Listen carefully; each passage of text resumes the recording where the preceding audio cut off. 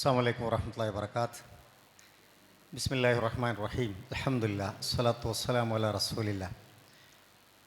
വളരെ പ്രൗഢമായ ഈ ഒരു സമ്മേളനത്തിൻ്റെ ഭാഗമായി സമകാലിക ഇന്ത്യ അനുഭവിക്കുന്ന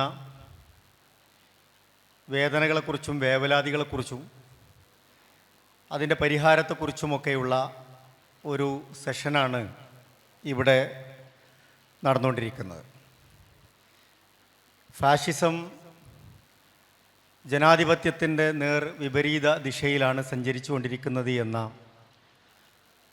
വളരെ അർത്ഥവത്തായ ഒരു പ്രമേയത്തെ ആസ്പദമാക്കി വളരെ പ്രമുഖരായ ആളുകളാണ് ഈ ചർച്ചയിൽ പങ്കെടുത്തുകൊണ്ടിരിക്കുന്നത്. ഫാഷിസം ജനാധിപത്യ വിരുദ്ധമാകുന്നതിൻ്റെ ചില ആശയധാരകളുണ്ട്. അതിനെക്കുറിച്ച് ഈ സെഷൻ അഡ്രസ്സ് ചെയ്യപ്പെടും എന്നതാണ് നമ്മൾ മനസ്സിലാക്കുന്നത്. പ്രത്യേകിച്ചും ഒരു ജനാധിപത്യ രാജ്യത്ത് നിന്ന് ഒരു മതാധിപത്യത്തിലേക്കും ഒരു ഏകാധിപത്യത്തിലേക്കുമൊക്കെയുള്ള രാജ്യത്തിൻ്റെ ചില സഞ്ചാരങ്ങൾ, ആ സഞ്ചാര വഴിക്കിടയിൽ അത് പലരെയും അപകടപ്പെടുത്തുന്നു, വിശ്വാസങ്ങൾ അപകടപ്പെടുത്തുന്നു, ചരിത്രത്തെ വികലമാക്കുന്നു, നമ്മുടെ വിദ്യാഭ്യാസ പരിസരത്തെ അത് മലിനമാക്കുന്നു, നമ്മുടെ സാംസ്കാരിക ബോധത്തെ അത് അങ്ങേയറ്റം ഭീഷണിപ്പെടുത്തുന്നു. ഒരു തരത്തിലുള്ള ഭയപ്പാടുകൾ നമ്മുടെ രാജ്യത്ത് അത് പ്രസരിപ്പിക്കുന്നു. ഇങ്ങനെ അത് വലിയ തോതിൽ നമ്മുടെ മാനവ സമൂഹത്തെ ചോദ്യചിഹ്നമാക്കി നിർത്തി മുന്നോട്ട് പോകുന്ന ഒരു സാഹചര്യമാണ് നിലവിലുള്ളത്. അപ്പോൾ അത്തരം കാര്യങ്ങളെക്കുറിച്ചാണ് ഇവിടെ പ്രത്യേകിച്ചും ഇന്ന് ചർച്ച ചെയ്യപ്പെടുന്നത്. പുതിയ കാലത്ത് ഫാഷിസം RSSനെ പ്രത്യേകം ഫലപ്പെടുത്തിയെടുക്കുന്ന ഒരു ഘട്ടമുണ്ട്. ഇന്ത്യയിൽ ഫാഷിസം എന്ന് പറയുന്നത് RSSൻ്റെ ഒരു പ്രത്യയശാസ്ത്രത്തെ ബലപ്പെടുത്തുന്ന രൂപത്തിൽ കടന്നു വരുന്നു. അത് അധികാര കേന്ദ്രത്തിലേക്ക് അത് വികസിക്കുന്നു. അതിൻ്റെ പ്രതിപുരുഷന്മാരുണ്ടാകുന്നു. അവർ തന്നെ അധികാരത്തിൻ്റെ ജനാധിപത്യത്തിൻ്റെ ശ്രീകോവിലിരുന്നു കൊണ്ട് ഇതിനെ മാർക്കറ്റ് ചെയ്യുന്നു. അതിനാളുകൾ പല ചരിത്രവുമായി സമീകരിക്കുകയും അതിനെ ലളിതവൽക്കരിക്കുകയൊക്കെ ചെയ്യുന്ന ഒരു സാഹചര്യം ഇപ്പോൾ നിലവിലുണ്ട്. നമ്മുടെ ഭരണാധികാരികളൊക്കെ ഇപ്പോൾ അത് ഒരു എളുപ്പ വഴിയായി സ്വീകരിക്കുകയാണ്.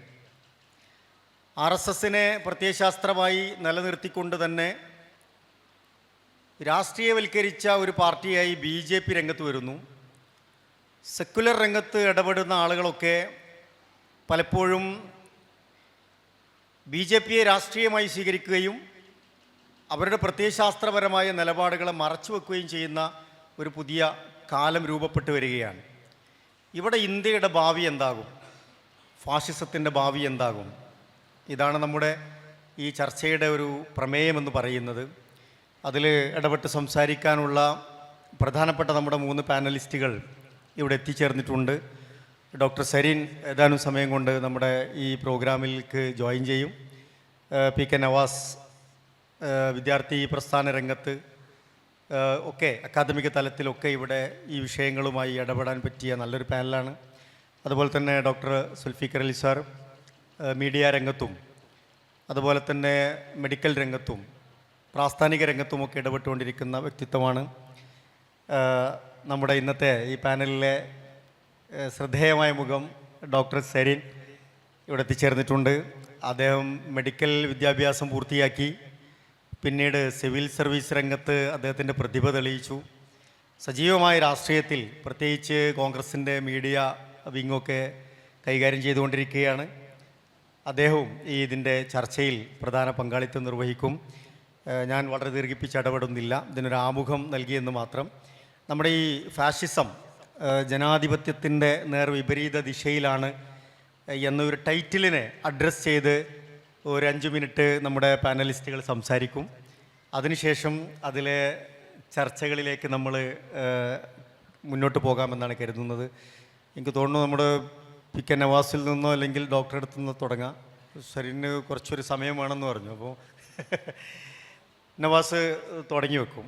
എല്ലാവരെയും ഈ ചർച്ചയിലേക്ക് ഹൃദയപൂർവ്വം സ്വാഗതം ചെയ്യാണ്. സമയമുണ്ടെങ്കിൽ ഓഡിയൻസിനും ചില കാര്യങ്ങളിൽ ഇടപെടാനുള്ള അവസരം ഇൻഷാ അല്ലാ നമുക്ക് നൽകാം. നവാസിനെ ഈ ടൈറ്റിലിനെ അഡ്രസ്സ് ചെയ്തുകൊണ്ട് സംസാരിക്കാൻ വേണ്ടി ക്ഷണിക്കാം. അസ്സലാമു അലൈക്കും വറഹ്മത്തുള്ളാഹി. സർവശക്തനായ അള്ളാഹുവിൻ്റെ അനുഗ്രഹം നമ്മിൽ ഉണ്ടാകട്ടെ എന്ന് ആത്മാർത്ഥമായി പ്രാർത്ഥിക്കുകയാണ്. ബഹുമാനപ്പെട്ട പാനലിസ്റ്റുകൾ, നല്ലവരായ സഹപ്രവർത്തകർ, സമയപരിമിതി ഉള്ളതുകൊണ്ട് കൂടുതൽ ആമുഖത്തിലേക്ക് കടക്കുന്നില്ല. ഫാഷിസം ജനാധിപത്യത്തിൻ്റെ നേരെതിർ ദിശയിലാണോ സഞ്ചരിക്കുന്നത് എന്നതാണ് നമ്മുടെ ടൈറ്റിൽ.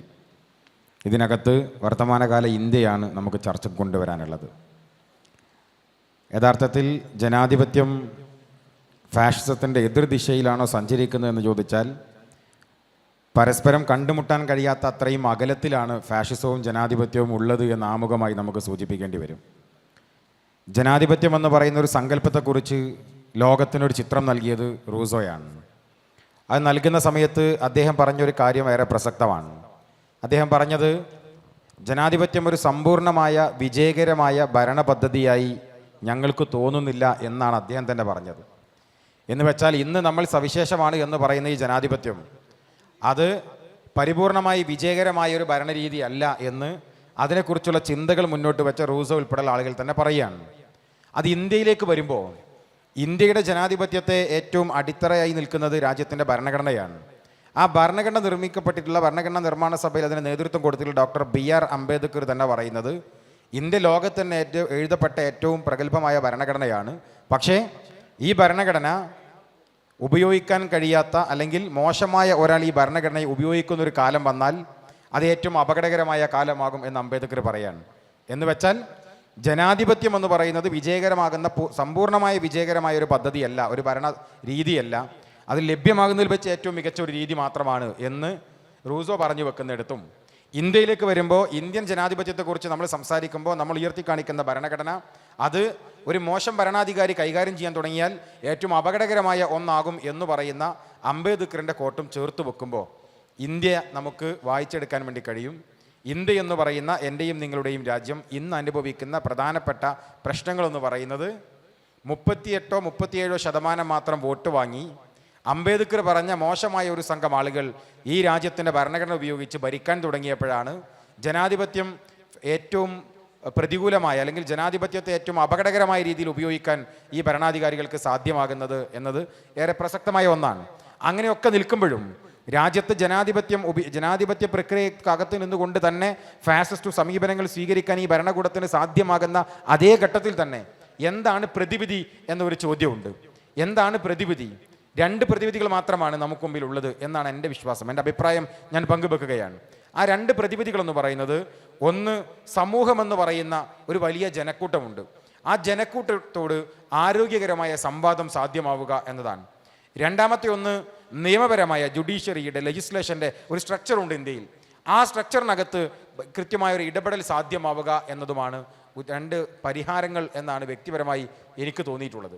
ഒന്ന്, ഒരു സമൂഹത്തിന് മുൻപിൽ ഒരു സോഷ്യൽ ജസ്റ്റിസ് ഒക്കെ എന്നൊക്കെ പറയാകുന്ന ഒരു സമൂഹത്തിന് മുമ്പിൽ മൊത്തമായി ലഭ്യമാകുന്ന ഒരു ചിത്രം, അത് രാജ്യത്തെ ഹിന്ദുത്വത്തിന് അനുകൂലമല്ല എന്ന് നമുക്ക് എല്ലാവർക്കും അറിയാം. അതാണ് ഞാൻ നേരത്തെ പറഞ്ഞ 38-37% BJP വോട്ടുകൾ കൗണ്ട് ചെയ്യുമ്പോൾ അത്രമാത്രമേ ഉള്ളൂ. ബാക്കി 63 എവിടെയാണ് എന്ന് ചോദിച്ചാൽ ഈ ഫാഷിസ്റ്റ് ഭരണകൂടത്തിനെതിരെ അല്ലെങ്കിൽ ഈ സംഘപരിവാർ ഭരണകൂടത്തിനെതിരായി നിൽക്കുന്ന ഒരു ജനതയുണ്ട്.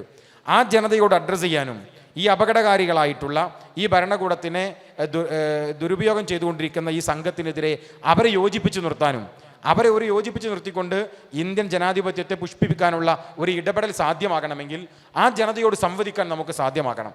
ഇന്ത്യ മുന്നണി ഏറെ പ്രതീക്ഷയോടുകൂടി നമ്മൾ നോക്കിക്കാണുന്നത് ആ ജനങ്ങളുടെ ശബ്ദമാകാൻ ഇന്ത്യക്ക് സാധ്യമാകും എന്നതാണ്. പക്ഷേ നിർഭാഗ്യവശാൽ നിരന്തരമായി വരുന്ന വാർത്തകൾ ഇന്ത്യ മുന്നണിയെ എങ്ങനെ ദുർബലപ്പെടുത്താം എന്നതിനെക്കുറിച്ചാണ് BJP ആലോചിച്ചുകൊണ്ടിരിക്കുന്നത്, അവർ പ്രവർത്തിച്ചുകൊണ്ടിരിക്കുന്നത്. അവസാനത്തെ ഭാരത് രത്ന പോലും അതിനോട് ചേർത്ത് വെച്ചാണ് രാജ്യത്ത് പ്രഖ്യാപിക്കപ്പെടുന്നത്. എന്ന് വെച്ചാൽ ഇന്ത്യ മുന്നണി ഒരു ശരിയായ ചോയ്സ് ആണ് എന്ന് നമുക്ക് മാത്രമല്ല എതിരാളികളായ BJPക്ക് പോലും സംഘപരിവാറിന് പോലും ബോധ്യപ്പെടുകയും അതിനെ തകർക്കുക എന്ന് പറയുന്ന അജണ്ടയിലേക്ക് അവരെത്തുകയും ചെയ്യുകയാണ്. അപ്പോൾ ഈ ജനാധിപത്യം ഈ രാജ്യത്ത് സംജാതമാകണം, അത് കൂടുതൽ ശക്തിപ്പെടണം എന്നാഗ്രഹിക്കുന്ന എൻ്റെയും നിങ്ങളുടെയും ദൗത്യം അതിനെതിരെ നിൽക്കുക എന്ന് വെച്ചാൽ ഒരു ജോയിൻറ്റ് മൂവ്മെൻറ്റ് ഇന്ത്യയിൽ സാധ്യമാക്കാൻ ആവശ്യമായ പ്രവർത്തനങ്ങൾക്ക് നേതൃത്വം കൊടുക്കുക എന്നതാണ്. രണ്ടാമത് ഒരു ലീഗൽ എൻറ്റിറ്റിയാണ്, ഒരു നിയമപരമായ ഒരു ജസ്റ്റിസ് നമുക്കുണ്ടാവുക എന്നതാണ്. ഇന്ന് രാജ്യത്ത് വന്നുകൊണ്ടിരിക്കുന്ന നിരന്തരമായ വാർത്തകൾ, ബാബരിയെക്കുറിച്ച് കേട്ട നമ്മൾ പിന്നെ ഗ്യാൻബാബിയിലേക്ക് പിന്നെ ഓർക്കാൻ കഴിയാത്ത അത്രയും പേരുകളായി നിരന്തരമായി മാറുകയാണ്. ബാബരി ഒരു പള്ളി തകർത്ത കഥ 92-ലാണ് ആ പള്ളി തകർത്തത്. പകരം ആ രാമക്ഷേത്രം നിർമ്മിക്കപ്പെട്ടത് കഴിഞ്ഞ ജനുവരി 22-ന് ശനിന്യായം നടക്കുകയാണ്. എന്നാൽ ആ 22-ൽ നിന്ന് നമ്മൾ നിൽക്കുന്ന ഫെബ്രുവരി 10-ലേക്ക് എത്തുന്ന ചുരുങ്ങിയ ഒരു 18 ദിവസം കൊണ്ട് നമ്മൾ കണ്ട വാർത്ത ഇന്ത്യയിലെ 3 മസ്ജിദുകൾ തകർക്കപ്പെട്ട വാർത്ത നമ്മൾ കണ്ടു. ഡൽഹിയിലാണ്, ഉത്തരാഖണ്ഡിലാണ്, ഛത്തീസ്ഗഡിലാണ്. നമ്മൾ ആ വാർത്തകൾ നിരന്തരമായി കേട്ടു. എന്ന് വെച്ചാൽ ഒരു ബാബരി തകർത്തതിൻ്റെ കഥ കേൾക്കാൻ അതിൻ്റെ പോരാട്ടത്തിൻ്റെ പിന്നെ ചരിത്രം നമ്മൾ അനുഭവിച്ചത് 92 മുതൽ 2024 ജനുവരി 22 വരെയുള്ള നീണ്ട ഒരു കാലയളവ് ഉണ്ടായിരുന്നുവെങ്കിൽ വളരെ ചുരുങ്ങിയ 18 ദിവസം കൊണ്ട് രാജ്യത്തെ പ്രധാനപ്പെട്ട ഒരു 3-4 പള്ളികൾ തകർക്കാൻ അവർക്ക് സാധ്യമായി. ഇതുപോലെ തന്നെ 600 വർഷത്തെ പഴക്കമുണ്ട് ഡൽഹിയിലെ മസ്ജിദിന് എന്ന് നമ്മളോട് ചരിത്രം പറയുന്നുണ്ട്. അവിടെ മാത്രമല്ല, തൃശ്ശൂരിലെ ക്രൈസ്തവ ആരാധനാലയത്തിന് നേരെ ഡൽഹിയിൽ തന്നെ കഴിഞ്ഞ ജനുവരി 22-ന് അവിടുത്തെ പ്രധാനപ്പെട്ട ക്രൈസ്തവ ആരാധനാലയത്തിൻ്റെ കുരിശിൻ്റെ മുകളിൽ കാവിക്കൊടി കെട്ടിക്കൊണ്ട് അവർ പ്രഖ്യാപിച്ചു, ഇത് ഞങ്ങളുടേതാണ്, ഞങ്ങളിത് പിടിച്ചെടുക്കുമെന്ന്. ഞാൻ പറഞ്ഞു വന്നത്, അവിടെയൊക്കെ ഒരു നിയമപരമായ ഒരു പോരാട്ടത്തിൻ്റെ സാധ്യതയുണ്ട്. ആ സാധ്യതയെ നമ്മൾ എങ്ങനെയാണ് ഉപയോഗപ്പെടുത്തുക എന്നതാണ്. ഇപ്പോൾ ബാബരി വിധിയുമായി ബന്ധപ്പെട്ട ഒരു പഠനത്തിന് നമ്മൾ വിധേയമാക്കിയാൽ, ബാബരിയിൽ 300 വരുന്ന ജഡ്ജ്മെൻറ്റ് പേജിലൂടെ നമ്മൾ കടന്നുപോയാൽ വളരെ പ്രധാനപ്പെട്ട 1-2 പോയിന്റുകളുണ്ട്. ഞാൻ നിങ്ങളുടെ ശ്രദ്ധയിൽ അത് പെടുത്തണമെന്ന് ആഗ്രഹിക്കുകയാണ്. എന്താണ് ആ പോയിന്റുകൾ? ഒന്ന്, കഴിഞ്ഞ കുറേ കാലമായി ബാബരി ഉണ്ടായത് രാമക്ഷേത്രം തകർത്തിട്ടാണ് എന്നൊരു വാദഗതി ഉന്നയിക്കുന്നു. പക്ഷേ അങ്ങനെ ഒരു ക്ഷേത്രം അവിടെ ഉണ്ടായിരുന്നില്ല എന്ന് കോടതി പറയുന്നു. ക്ഷേത്രം മാത്രമല്ല, അങ്ങനെ ഒരു നിർമ്മിതി പോലും അവിടെ ഉണ്ടായിരുന്നില്ല. പിന്നെ ഒരു നിർമ്മിതി ഉണ്ടെങ്കിലല്ലേ അത് ക്ഷേത്രമാണോ മറ്റെന്തെങ്കിലാണോ ചർച്ചയുള്ളൂ. അതുപോലുമില്ല എന്ന് കോടതി പറയുകയാണ്. എന്നിട്ട് പറയാണ് അവിടെ വിഗ്രഹം കൊണ്ടുവച്ചത് തെറ്റാണ് എന്ന് കോടതി പറയാണ്. എന്നിട്ട് കോടതി പറയാണ് നമ്മൾ ബാബരി പള്ളി തകർത്തത് ഇന്ത്യൻ ജനാധിപത്യത്തിന് ഏറ്റവും വലിയ പരിക്കാണ് എന്നും പറയാണ്. എന്നിട്ട് കോടതി പറഞ്ഞൊരു വാചകമുണ്ട്. ആ വാചകമാണ് നമ്മൾ വളരെ കൃത്യമായി പരിശോധനയ്ക്ക് വിധേയമാക്കേണ്ടത്. ആ പറയുന്ന വാചകം എന്താണ്? അവർ പറഞ്ഞത്, ഈ പള്ളി ഇത് മുസ്ലിങ്ങൾക്ക് അവകാശപ്പെട്ടതാണ് എന്ന അവകാശവാദം ഉന്നയിച്ചു കൊണ്ട് കേസ് നടത്തുന്ന സുന്നി പിന്നെ വഖഫ് ബോർഡ്, ആ സുന്നി വഖഫ് ബോർഡ് അതിന് കൈവശാവകാശ രേഖകൾ എനിക്ക് മുമ്പിൽ സബ്മിറ്റ് ചെയ്തിട്ടില്ല. സുന്നി വഖഫ് ബോർഡ് കൈവശാവകാശ രേഖകൾ കോടതിക്ക് മുമ്പിൽ സമർപ്പിക്കപ്പെട്ടിട്ടില്ല. ഞാനും സരിനേട്ടനും തമ്മിലൊരു തർക്കമാണ്. സരിനേട്ടൻ്റെ വീട് പൊളിച്ച് ഞാൻ വീടുണ്ടാക്കി എന്നുള്ള തർക്കം. കോടതിയിൽ കേസെത്തി. സരിനേട്ടൻ അധികാരം ഉപയോഗിച്ച് കുറേ ആളുകളെ തെളിവിന് കൊണ്ടുവന്നു. ഞാൻ പറഞ്ഞു ഇത് എൻ്റെ വീടാണ്, ഞാൻ നിരന്തരം പറഞ്ഞുകൊണ്ടേയിരുന്നു. കോടതി ചോദിച്ചു, ശരിയാണ്, ഇവിടെ ഈ ഒരൊറ്റ വീടേ ഉള്ളൂ, പഴയ വീട് പൊളിച്ചതിന് തെളിവൊന്നുമില്ല, പക്ഷേ നിങ്ങളുടെ കയ്യിൽ വല്ല രേഖയുണ്ടോ? എൻ്റെ കയ്യിൽ രേഖയുണ്ട്, എൻ്റെ ആധാരമുണ്ട്, എൻ്റെ കൈവശ സർട്ടിഫിക്കറ്റ് ഉണ്ട്, എൻ്റെ നികുതി ഷീറ്റ് ഉണ്ട്. അത് കൊടുക്കാൻ ഞാൻ തയ്യാറാകുന്നില്ല. സ്വാഭാവികമായി കോടതി വിധി എതിരായി വരും. യു പിയിലെ സുന്നി വഖഫ് ബോർഡ് കൈവശാവകാശ രേഖകൾ കൊടുത്തിട്ടില്ല. ആരാണ് യു പിയിലെ സുന്നി വഖഫ് ബോർഡ് എന്ന് പറയുന്നത്? അവിടുത്തെ മുഖ്യമന്ത്രിയുടെ നിയമിക്കപ്പെട്ട ആളുകളാണ്. ആരാണ് അവിടുത്തെ മുഖ്യമന്ത്രി? RSSൻ്റെ നേതാവ് യോഗി ആദിത്യനാഥാണ്.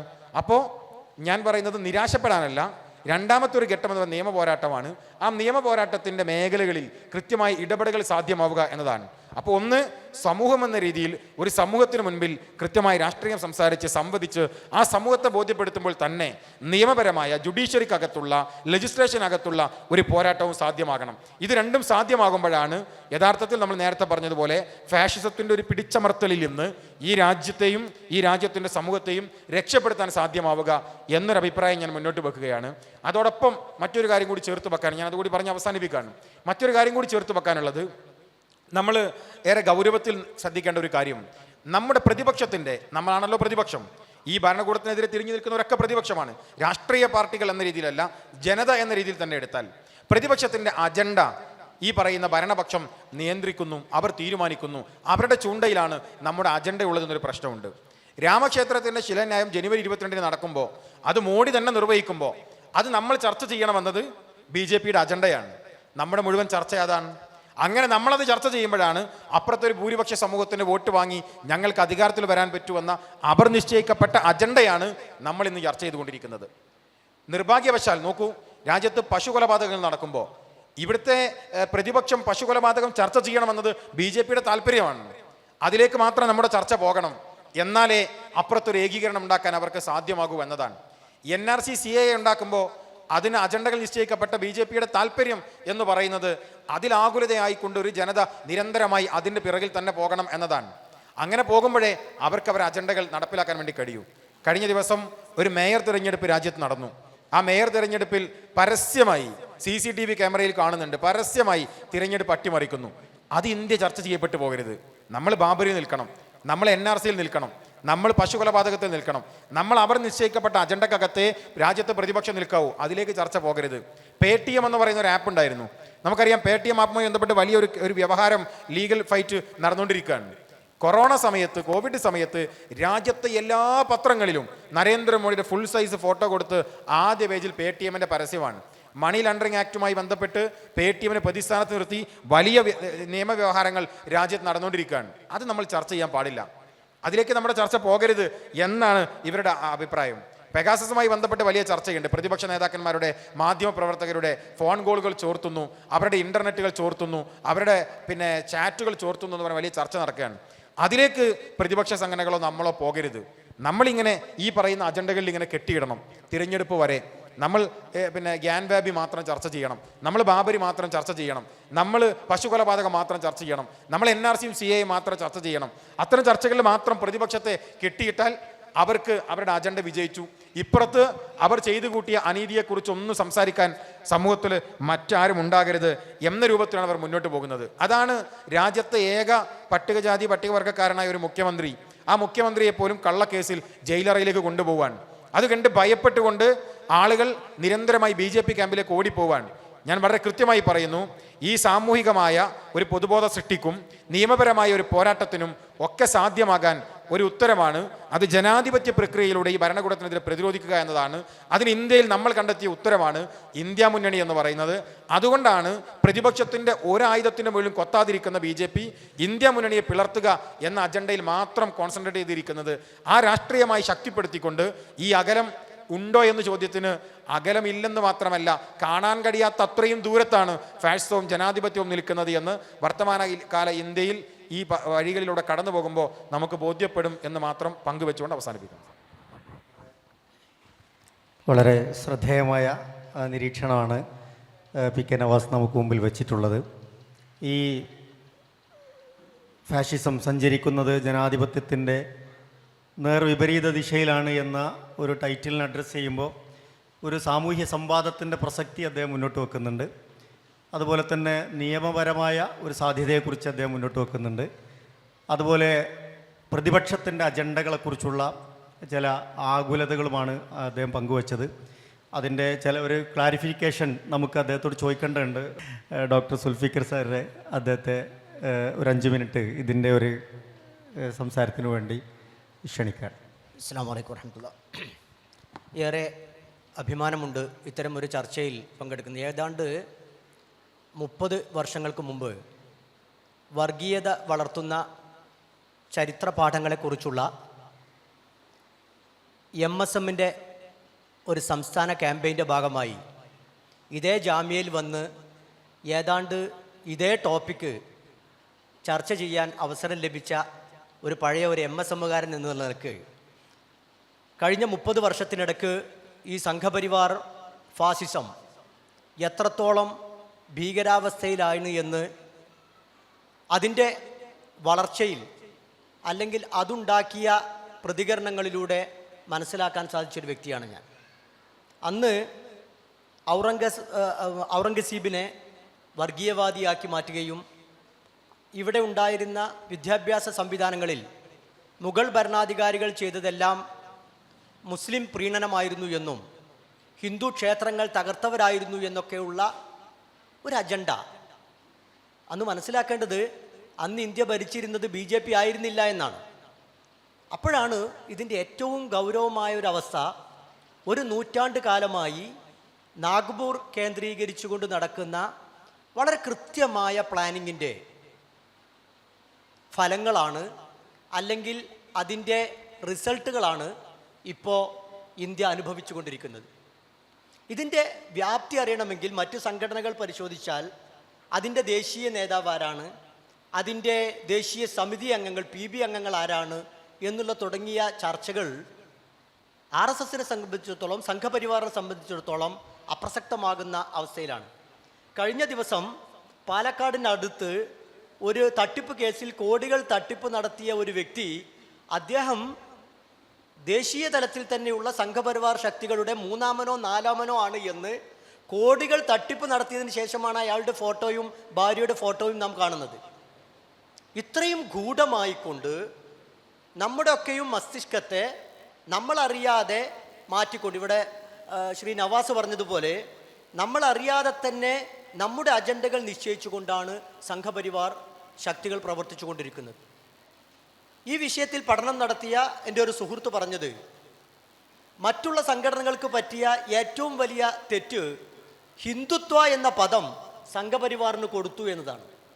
ഹിന്ദുത്വ എന്ന് പറയുമ്പോൾ ഇപ്പം ഇസ്ലാമിസ്റ്റ് എന്ന പദം നമ്മൾ തീവ്ര ഇസ്ലാമികവാദികൾക്ക് നൽകുന്നത് പോലെ ഹിന്ദുത്വ എന്ന പദം സംഘപരിവാർ കയ്യിലെടുത്തപ്പോൾ ഇസ്ലാമിസ്റ്റാണ് എന്ന് പറയുമ്പോൾ മൊത്തത്തിലൊരു ഇമേജ്, അവർ തീവ്രവാദികളാണ്, ഭീകരവാദികളാണ്, അതൊക്കെ ചെയ്യുന്നുണ്ടെങ്കിലും ഇസ്ലാം എന്ന പദത്തിനുള്ള ഒരു ഗുഡ്വില്ല് ഇസ്ലാമിസ്റ്റുകൾക്ക് കിട്ടുന്നത് പോലെ ഹിന്ദുത്വ എന്ന പദത്തിൽ ഹിന്ദു ഉള്ളത് കൊണ്ട് ആ ഒരു ഗുഡ്വില്ല് ഇവർക്ക് കിട്ടുന്നു എന്നതുകൊണ്ട് തന്നെ ഒരു രാജ്യത്തിലുള്ള മഹാഭൂരിപക്ഷം ആളുകളും ആലോചിക്കുന്നത്, എൻ്റെ കൂടെ ജോലി ചെയ്യുന്ന വളരെ വിദ്യാഭ്യാസമുള്ള ഇടതുപക്ഷ കോൺഗ്രസ് അനുഭാവത്തിലൊക്കെ പ്രവർത്തിക്കുന്ന വ്യക്തിത്വങ്ങൾ പറഞ്ഞത്, ഇനി ഹിന്ദുരാഷ്ട്രം വന്നാലും ഞങ്ങൾക്ക് കുഴപ്പമില്ല, നിങ്ങളൊക്കെ നോക്കണം കേട്ടോ എന്നാണ്. ഇത്രമാത്രം ഭീകരമാണ് അവസ്ഥ. ആലോചിച്ച് നോക്കൂ. അവരവകാശപ്പെടുന്ന അവർ ഇടതുപക്ഷമാണ്, ഇവർ ഈ രൂപത്തിലുള്ള കാര്യങ്ങൾ ചെയ്യുന്ന ആളുകളാണെന്ന് പറയുമ്പോഴും സ്വകാര്യ സംഭാഷണങ്ങളിലൂടെ പറയുന്നത് ഹിന്ദുരാഷ്ട്രം വന്നാൽ അത് അഭിമുഖീകരിക്കേണ്ടി വരിക, അതിൻ്റെ പ്രയാസം ഞങ്ങൾക്കൊന്നും ഉണ്ടാവില്ല, നിങ്ങൾക്ക്. ഇവിടെയാണ് ഇത്തരം ചർച്ചകൾ പ്രസക്തമാകുന്നത്. ഈ സാഹചര്യത്തിൽ ഏറ്റവും കൂടുതൽ ഭയപ്പെടേണ്ടത് ഫാസിസം ജനാധിപത്യത്തിലൂടെ അധികാരത്തിലേറി വന്നാൽ ഏറ്റവും കൂടുതൽ ഭയപ്പെടേണ്ടി വരുന്നത് ഈ ജനാധിപത്യത്തിനെയാണ് ആദ്യം അവർ ശ്വാസം മുട്ടിച്ചു കൊല്ലുക. ഒരു 400 സീറ്റ് എന്നിപ്പോൾ ഇടയ്ക്കിടയ്ക്ക് പറയുന്നുണ്ട്. ആ 400 സീറ്റ് എന്നത് ഒരു 2/3 മെജോറിറ്റി ആയിക്കഴിഞ്ഞാൽ ഉണ്ടാക്കാവുന്ന മെച്ചങ്ങളെക്കുറിച്ചാണ് അവർ സംസാരിക്കുന്നത്. അപ്പോൾ ഇവിടെ നമ്മൾ ഇപ്പോഴും സെക്യുലറിസം എന്നുള്ള പദം പലപ്പോഴും ബോധപൂർവം മാറ്റുകയാണ്. ഭരണഘടനയുടെ ഫ്രണ്ട് പേജ് തന്നെ കൊടുക്കുമ്പോൾ, ഗവൺമെൻറ് കൊടുക്കുമ്പോൾ പോലും ഇത് അനാച്ഛാദനം ചെയ്യുന്ന സ്ഥലത്ത് പോലും ഈ ഒരു സെക്യുലറിസം എന്നുള്ള പദം പോകുന്നത് ബോധപൂർവമാണ്. അത് ക്ലറിക്കൽ എററാണ് എന്ന് പറഞ്ഞ് പിന്നീട് വിശദീകരിക്കുന്നുണ്ടെങ്കിലും ഇത് ഒരു സത്യമായി മാറുകയാണ്. അപ്പോൾ ഇത്തരം ചർച്ചകളിൽ ഇവിടെ കുറേ പരിഹാരങ്ങൾ ശ്രീ നവാസ് ഇവിടെ സൂചിപ്പിക്കുകയുണ്ടായി. ഇവിടെ നമ്മൾ ആദ്യമായി അഡ്രസ്സ് ചെയ്യേണ്ടത്, ഞാൻ അടുത്തൊരവസരത്തിൽ ബാക്കി പറയാമെന്നത് കൊണ്ടാണ്, നമ്മൾ അഡ്രസ്സ് ചെയ്യേണ്ടത് ഇന്ത്യയിലെ പോപ്പുലേഷനിൽ ഏതാണ്ട് 64% ആളുകളും 35 വയസ്സിന് താഴത്തുള്ളവരാണ്. നമ്മുടെ നിലവിലുള്ള സാമ്പ്രദായിക രാഷ്ട്രീയ പാർട്ടികൾക്ക് ഈ 35 വയസ്സിന് താഴെയുള്ള ആളുകളെ അഭിമുഖീകരിക്കാൻ പറ്റിയ അജണ്ടകളുണ്ടോ എന്നും എങ്ങനെയാണ് അവരോട് സംവദിക്കുന്നത് എന്നും ഗൗരവത്തോടെ നമ്മൾ ആലോചിക്കണം. ഞാനിത് പറയാനുള്ളൊരു കാരണം, ഞാൻ KNMൻ്റെ ഒരു ഭാരവാഹി എന്നുള്ള നിലയ്ക്ക് പല ആളുകളുമായി ബന്ധപ്പെടുമ്പോൾ എൻ്റെ കൂടെ വർക്ക് ചെയ്യുന്ന ഒരു ലേഡി ഡോക്ടർ നമ്മുടെ ഒരു പ്രഭാഷണത്തിന് വന്നിരുന്നിട്ട് 1 മണിക്കൂർ ഇരുന്ന് തിരിച്ചു പോകുമ്പോൾ എന്നോട് പറഞ്ഞു, എനിക്കൊന്നും മനസ്സിലായില്ല. എനിക്കൊക്കെ വളരെ മനസ്സിലായിട്ടുണ്ട്, എനിക്ക് ആ കാര്യമൊക്കെ മനസ്സിലായിട്ട്. അപ്പോൾ 1 മണിക്കൂർ നേരം ഗംഭീരമായൊരു പ്രസംഗം കേട്ട് പോകുന്ന ന്യൂ ജനറേഷനിലെ പ്രൊഫഷണലുകൾക്ക് പോലും കണ്ടന്റ് മനസ്സിലാകുന്നില്ല, പറയുന്നത് എന്താണെന്ന് മനസ്സിലാകുന്നില്ല. നമ്മൾ കുട്ടികളെ പരിപാടികൾക്ക് കൊണ്ടുപോകുന്നു, അവിടെ ഇരിക്കണം എന്ന് പറയുന്നു, കുട്ടികൾ ഇരിക്കുന്നു. ചില കുട്ടികൾ ഇങ്ങനെ റീൽസ് നോക്കിയോ അല്ലെങ്കിൽ വേറെ എന്തെങ്കിലും ആലോചിച്ചോ ഇരിക്കുന്നുണ്ട്. ഇവിടെ ഈ ഒരു സൊസൈറ്റിയോട് ബിലോ 35 അഡ്രസ്സ് ചെയ്യാൻ പറ്റിയ അജണ്ടകൾ നമുക്ക് സൃഷ്ടിക്കാൻ പറ്റുമോ? ഇവിടെ സൂചിപ്പിച്ചതിൻ്റെ ഒരു ഭാഗം കൂടിയാണ് ഞാൻ പറയുന്നത്. ഈ ആളുകൾക്ക് വേണ്ടത് അവരുടെ തൊഴിലിൻ്റെ പ്രശ്നങ്ങളുണ്ട്, അവരുടെ സുരക്ഷിതത്വമുണ്ട്, അവരുടെ പഠനമുണ്ട്, അവരുടെ ഇഷ്ടങ്ങളുണ്ട്, അവരുടെ ജീവിത വ്യവഹാരങ്ങളുണ്ട്. അതിനെയെല്ലാം ഫാസിസം പതുക്കെ പതുക്കെ കടിച്ചു കീറുന്നു എന്നുള്ള വിഷയം നമ്മൾ അവരോട് പറഞ്ഞിട്ടുണ്ടോ? കഴിഞ്ഞ ദിവസമാണ് കോഴിക്കോട് ബീച്ചിൽ അവിടെ ഇരുന്ന കുറച്ച് ആളുകളെ ചൂലുമെടുത്തുകൊണ്ട് BJPയുടെ വനിതാ പ്രവർത്തകർ ചൂലെടുത്തുകൊണ്ട് ബീച്ചിലിരുന്ന ആൺകുട്ടികളെയും ആളുകളെ മുഴുവൻ അടിച്ചാട്ടാൻ വന്നിരിക്കുന്നു. അതിന് നമ്മൾ സദാചാര പോലീസ് എന്നാണ് പറയുന്നത്. സത്യത്തിൽ സദാചാര ഗുണ്ടായിസമാണിത്. ഓരോരുത്തരുടെ അവകാശം. ഇവിടെയാണ് പ്രശ്നം. ഇത്തരം വിഷയങ്ങൾ അവര് ഈ പുതിയ ജനറേഷനെ നേരിട്ട് ബാധിക്കുന്ന, അവരുടെ കുടുംബത്തോട് ബാധിക്കുന്ന, അവരുടെ സാധാരണ ജീവിതത്തോട് ബാധിക്കുന്ന വിഷയങ്ങൾ അഡ്രസ്സ് ചെയ്തുകൊണ്ട് നമ്മൾ സംസാരിക്കുകയാണെങ്കിൽ 65% വരുന്ന 35 വയസ്സിന് താഴത്തുള്ള ആളുകളുടെ വോട്ട് കിട്ടിയാൽ മതി. ഇവിടെ ഇപ്പോൾ സൂചിപ്പിച്ചു 33% അല്ലെങ്കിൽ 35% മാർജിനിൽ ഒരു ഭാഗവും ബാക്കിയുള്ള വോട്ടുകൾ ഇതര പെട്ടികളിലേക്ക് ചിതറിപ്പോവുകയാണ്. ആ ചിതറുന്നതിൽ തമ്മിൽ ഭേദം തൊമ്മൻ എന്ന് പറഞ്ഞുകൊണ്ടാണ് ഇവിടെ BJP അധികാരത്തിൽ വരുന്നത്, അല്ലാതെ ഇവിടുത്തെ ഒരു മാസ് മെജോറിറ്റിയുടെ പിന്തുണ കൊണ്ടല്ല. അപ്പം ഇത് നമ്മൾ മനസ്സിലാക്കിക്കൊണ്ട് അത്തരക്കാരുമായി സംവദിക്കാനും അത്തരക്കാരുടെ പ്രശ്നങ്ങളിൽ നമ്മുടെ സാമ്പ്രദായിക രാഷ്ട്രീയ പാർട്ടികൾ നേരിട്ടിടപെടാനും അവരുടെ ശബ്ദങ്ങൾ കൂടുതൽ ശ്രവിക്കാനും അതിനെ അഡ്രസ്സ് ചെയ്യാനും സാധിക്കുന്ന രൂപത്തിലേക്ക് വളർന്നാൽ അവരുടെ വോട്ടുകൾ വളരെ പ്രധാനപ്പെട്ട ഒരു കാര്യമാണ്. അവിടെയാണ് സൈബറിടങ്ങൾ, അതേപോലെ തന്നെ ഇവർ ഏറ്റവും കൂടുതൽ വ്യവഹരിക്കുന്ന ഇൻ്റർനെറ്റ് സ്പേസിലൊക്കെ അടക്കമുള്ള മീഡിയകൾ എത്രമാത്രം നമ്മുടെ രാഷ്ട്രീയ സംഘടനകൾ ഉപയോഗിക്കുന്നുണ്ട് എന്ന് നിങ്ങൾ ആലോചിച്ചിട്ടുണ്ടോ? BJPയുടേതായി വന്നൊരു വാർത്ത, ബൂത്ത് ലെവലുകളിൽ വാട്സാപ്പ് ഗ്രൂപ്പുകൾ ഉണ്ടാക്കി ആ ഗ്രൂപ്പുകളെ പബ്ലിക് അഡ്മിൻ വെച്ചുകൊണ്ട് ഒരേ സമയം നാഗ്പൂരിൽ നിന്നോ ഡൽഹിയിൽ നിന്നോ ഒരു മെസ്സേജ് ഇട്ടാൽ ശതകോടി മനുഷ്യർക്ക് ഒരുമിച്ച് എത്താവുന്ന പ്ലാനിങ്ങിലൂടെയാണ് ഈ കാര്യം ചെയ്യുന്നത്. ഇവിടെ KPCCയുടെ സൈബർ വിങ്ങിൻ്റെ നേതൃത്വത്തിലുള്ള ഡോക്ടർ സെരിൻ ഇവിടെ ഉണ്ട്. അപ്പോൾ ഇവിടെ അഡ്രസ്സ് ചെയ്യേണ്ടത് ഇന്ത്യയിലെ പൊളിറ്റിക്സ്, പ്രത്യേകിച്ച് ഇന്ത്യയിലും US-ലുമുള്ള പൊളിറ്റിക്സ് അനലൈസ് ചെയ്യുന്ന ആൾക്കാർ അവസാനത്തെ 1.5 മാസമാണ് ഇന്ത്യയിൽ ആർക്ക് വോട്ട് ചെയ്യണമെന്ന് തീരുമാനിക്കുക. അതും അവസാനത്തെ 3 ദിവസം. ഞാനൊരു കാര്യം കൂടി പറഞ്ഞ് അവസാനിപ്പിക്കുകയാണ്. നമ്മൾ നരേന്ദ്രമോദി കഴിഞ്ഞ പാർലമെൻറ്റ് ഇലക്ഷൻ്റെ തൊട്ടു മുമ്പ് ഇലക്ഷൻ പ്രചാരണം ഔദ്യോഗികമായി സമാപിക്കുന്ന ദിവസം, ശബ്ദപ്രചാരണം അവസാനിക്കുന്ന ദിവസം അദ്ദേഹം ഒരു ഗുഹയിലേക്ക് പോയി കുറച്ച് സന്യാസമായി ഇരിക്കുന്ന അല്ലെങ്കിൽ മൗനമായി ഇരിക്കുന്ന ഒരു വിഷയമുണ്ടായിരുന്നു. നിങ്ങൾ ശ്രദ്ധിച്ചിട്ടുണ്ടാവും. അത് ഈ ഇന്ത്യയിലെ മുഴുവൻ മനുഷ്യരും അറിഞ്ഞത് അദ്ദേഹത്തിൻ്റെ ഫോട്ടോ ഒരു കണ്ണുകൊണ്ട് ക്യാമറയിലേക്ക് നോക്കുന്ന ഒരു ഫോട്ടോ ആണ് പ്രചരിപ്പിക്കപ്പെട്ടത്. നിങ്ങൾക്ക് തോന്നുന്നുണ്ടോ ഇത് സ്വാഭാവികമായി വന്നു ചേർന്നതാണ് എന്ന്? ഈ ഫോട്ടോ ഇങ്ങനെ കണ്ണു തുറന്നു തന്നെ എടുത്ത് അത് പ്രചരിപ്പിച്ചത് ഇതേ ആൾക്കാരാണ്. കാരണം അവിടെ ഏറ്റവും സൗകര്യങ്ങൾ ചുറ്റുപാടുമുള്ള കരാവനുകളും AC കാർട്ടണുകളുമുള്ള, അതുപോലെ തന്നെ അവിടെ ചാർജ് ചെയ്യുന്ന ഒരു പോർട്ടലിൻ്റെ ഫോട്ടോ അതും അവർ തന്നെ പുറത്തു വിട്ടു. അപ്പോൾ ഞങ്ങളുടെ നേതാവ് ഞങ്ങളുടെ ദൈവത്തെ ആരാധിക്കാൻ വേണ്ടി കുറച്ച് സമയം മൗനവ്രതത്തിൽ ഇരിക്കുന്നത് അദ്ദേഹം എന്തു ചെയ്തോട്ടെ, ഞങ്ങളുടെ വിശ്വാസമുള്ള ഞങ്ങളുടെ സന്യാസിയായ ഞങ്ങളുടെ പ്രധാനമന്ത്രിയുടെ കൂടെയാണ് എന്ന സന്ദേശം മഹാഭൂരിപക്ഷം വരുന്ന ഹൈന്ദവ മതവിശ്വാസികളായ ആളുകളിലേക്ക് പ്രസരിപ്പിക്കാൻ ആ ഒറ്റ ഫോട്ടോ കൊണ്ട് സാധിപ്പിച്ചു. ആ ഫോട്ടോ ട്രോൾ ചെയ്തതാകട്ടെ നരേന്ദ്രമോദിയുടെ എതിർകക്ഷികളായ ആളുകളായിരുന്നു. ഇത് തിരിച്ചറിഞ്ഞുകൊണ്ടുള്ള ശ്രമകരമായ പണിയാണ് പുതിയ ജനറേഷൻ അഡ്രസ്സ് ചെയ്തുകൊണ്ട് ചെയ്താൽ ഈ കാലത്തെയും മറികടക്കാൻ മതേതര ജനാധിപത്യ വിശ്വാസികൾക്ക് സാധിക്കുമെന്നാണ് എൻ്റെ ഉറച്ച വിശ്വാസം. ഡോക്ടർ നമ്മുടെ ചരിത്രത്തിൻ്റെ അപനിർമ്മാണത്തെക്കുറിച്ച് സൂചിപ്പിച്ചു. അതുപോലെ തന്നെ അദ്ദേഹം ഫോക്കസ് ചെയ്തത് ഈ ഹിന്ദുമതം അല്ലെങ്കിൽ ഹിന്ദുത്വ എന്ന പദത്തെ നോർമലൈസ് ചെയ്തിട്ട് അത് വിശ്വസിക്കുന്ന അവർക്കിടയിൽ നടത്തിക്കൊണ്ടിരിക്കുന്ന ഒരു മീഡിയ വർക്ക് അത് വളരെ ഗൗരവത്തിൽ സൂചിപ്പിച്ചു. മറ്റൊന്ന് അദ്ദേഹം മുന്നോട്ട് വെച്ചൊരു ആശങ്ക, പലപ്പോഴും ഹിന്ദുമതവിശ്വാസികളാവട്ടെ മറ്റ് ന്യൂനപക്ഷങ്ങളാവട്ടെ മറ്റുള്ളവരാവട്ടെ ഞങ്ങൾ സുരക്ഷിതരാണ് എന്ന ഒരു ബോധം പൊതുവെ ജനിപ്പിക്കപ്പെടുന്ന സാഹചര്യമുണ്ട്. ഇവിടെ യഥാർത്ഥത്തിൽ ജനാധിപത്യം വധിക്കപ്പെടുമ്പോൾ ആരാണ് സുരക്ഷിതർ എന്ന ഒരു ചോദ്യത്തെ അഡ്രസ്സ് ചെയ്യണമെന്നാണ് അദ്ദേഹം സൂചിപ്പിച്ചിട്ടുള്ളത്.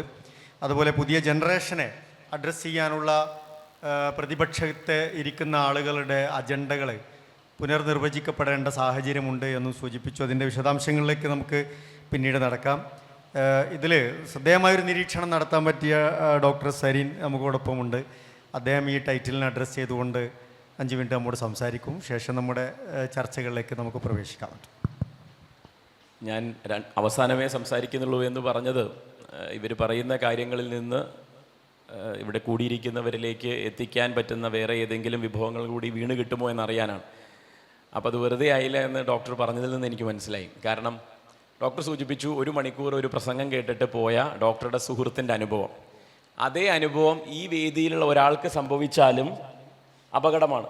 അതായത് ഇത് കഴിഞ്ഞിട്ട് നിങ്ങളിൽ ഒരാളെങ്കിലും പറയുക, എന്ത് ഇവിടെ ഇപ്പം ഇത്രയും നേരം ഇരുന്നിട്ട് അവരെന്തൊക്കെയോ പറഞ്ഞു, ഞങ്ങൾക്കത് വേണ്ട വിധം മനസ്സിലായില്ല എന്ന് ഇതിലത്തെ ഏതെങ്കിലും ഒരാൾ, കാരണം 70-75 വയസ്സ് പ്രായമുള്ളവരെ എനിക്കിവിടെ കാണാം, 15 വയസ്സോ അതിൽ താഴെയുള്ളവരെയും എനിക്കിവിടെ കാണാം. ശ്രദ്ധ കുറച്ചെങ്കിലും ഇവിടേക്കായി പതിപ്പിക്കാൻ ആഗ്രഹിക്കുന്നവരാണ് ഇവിടെ വന്നിരിക്കുന്നവർ.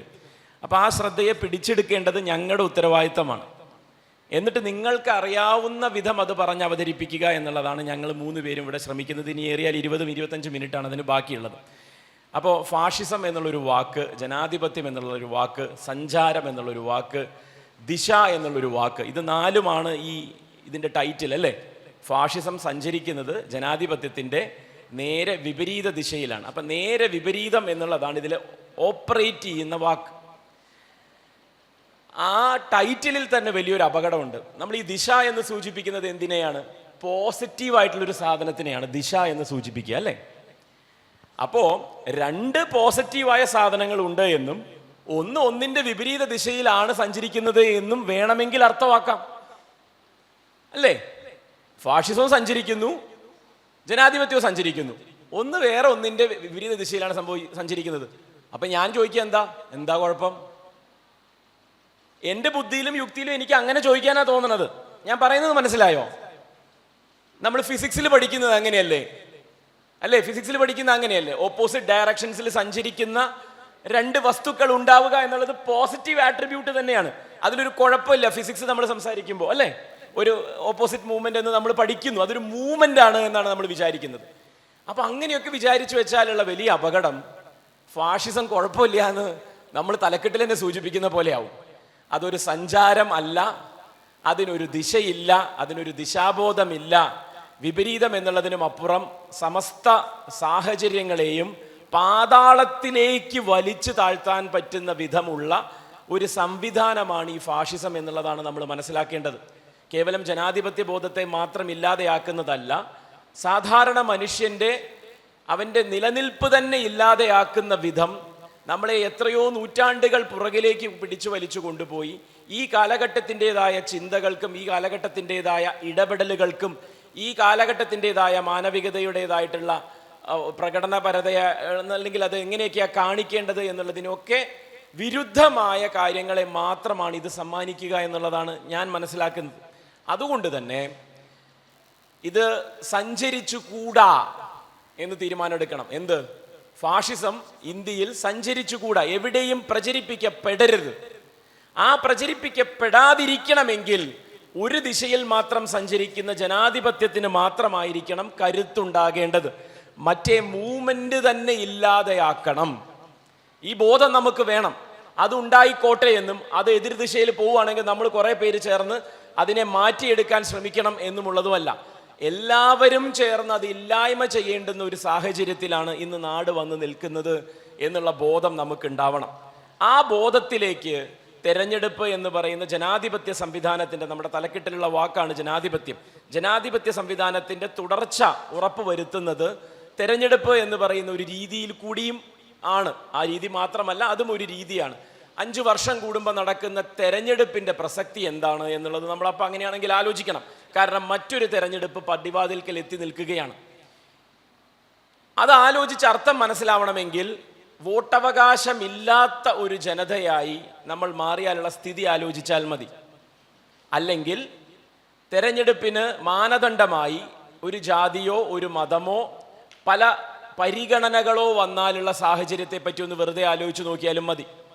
5 വർഷങ്ങൾക്ക് ശേഷം ഇന്ത്യയിൽ തെരഞ്ഞെടുപ്പ് നടക്കേണ്ട എന്ന് പുതുതായി തെരഞ്ഞെടുക്കപ്പെടുന്ന ഒരു സർക്കാർ തീരുമാനമെടുത്താൽ അത് ഫാഷിസമാണ് എന്ന് പറഞ്ഞിരിക്കുകയും അത് ജനാധിപത്യത്തിനെതിരെ ഉള്ള ഒരു ഒരു ഒരു ഒരു ഒരു എന്താ പറയുക പ്രക്രിയയാണ് എന്ന് പറഞ്ഞിരിക്കുകയുമല്ല, 5 കൊല്ലത്തിനുള്ളിൽ ആ തെരഞ്ഞെടുപ്പ് നടത്താൻ ഇറങ്ങി പുറപ്പെടുകയാണ് നമ്മൾ വേണ്ടത്.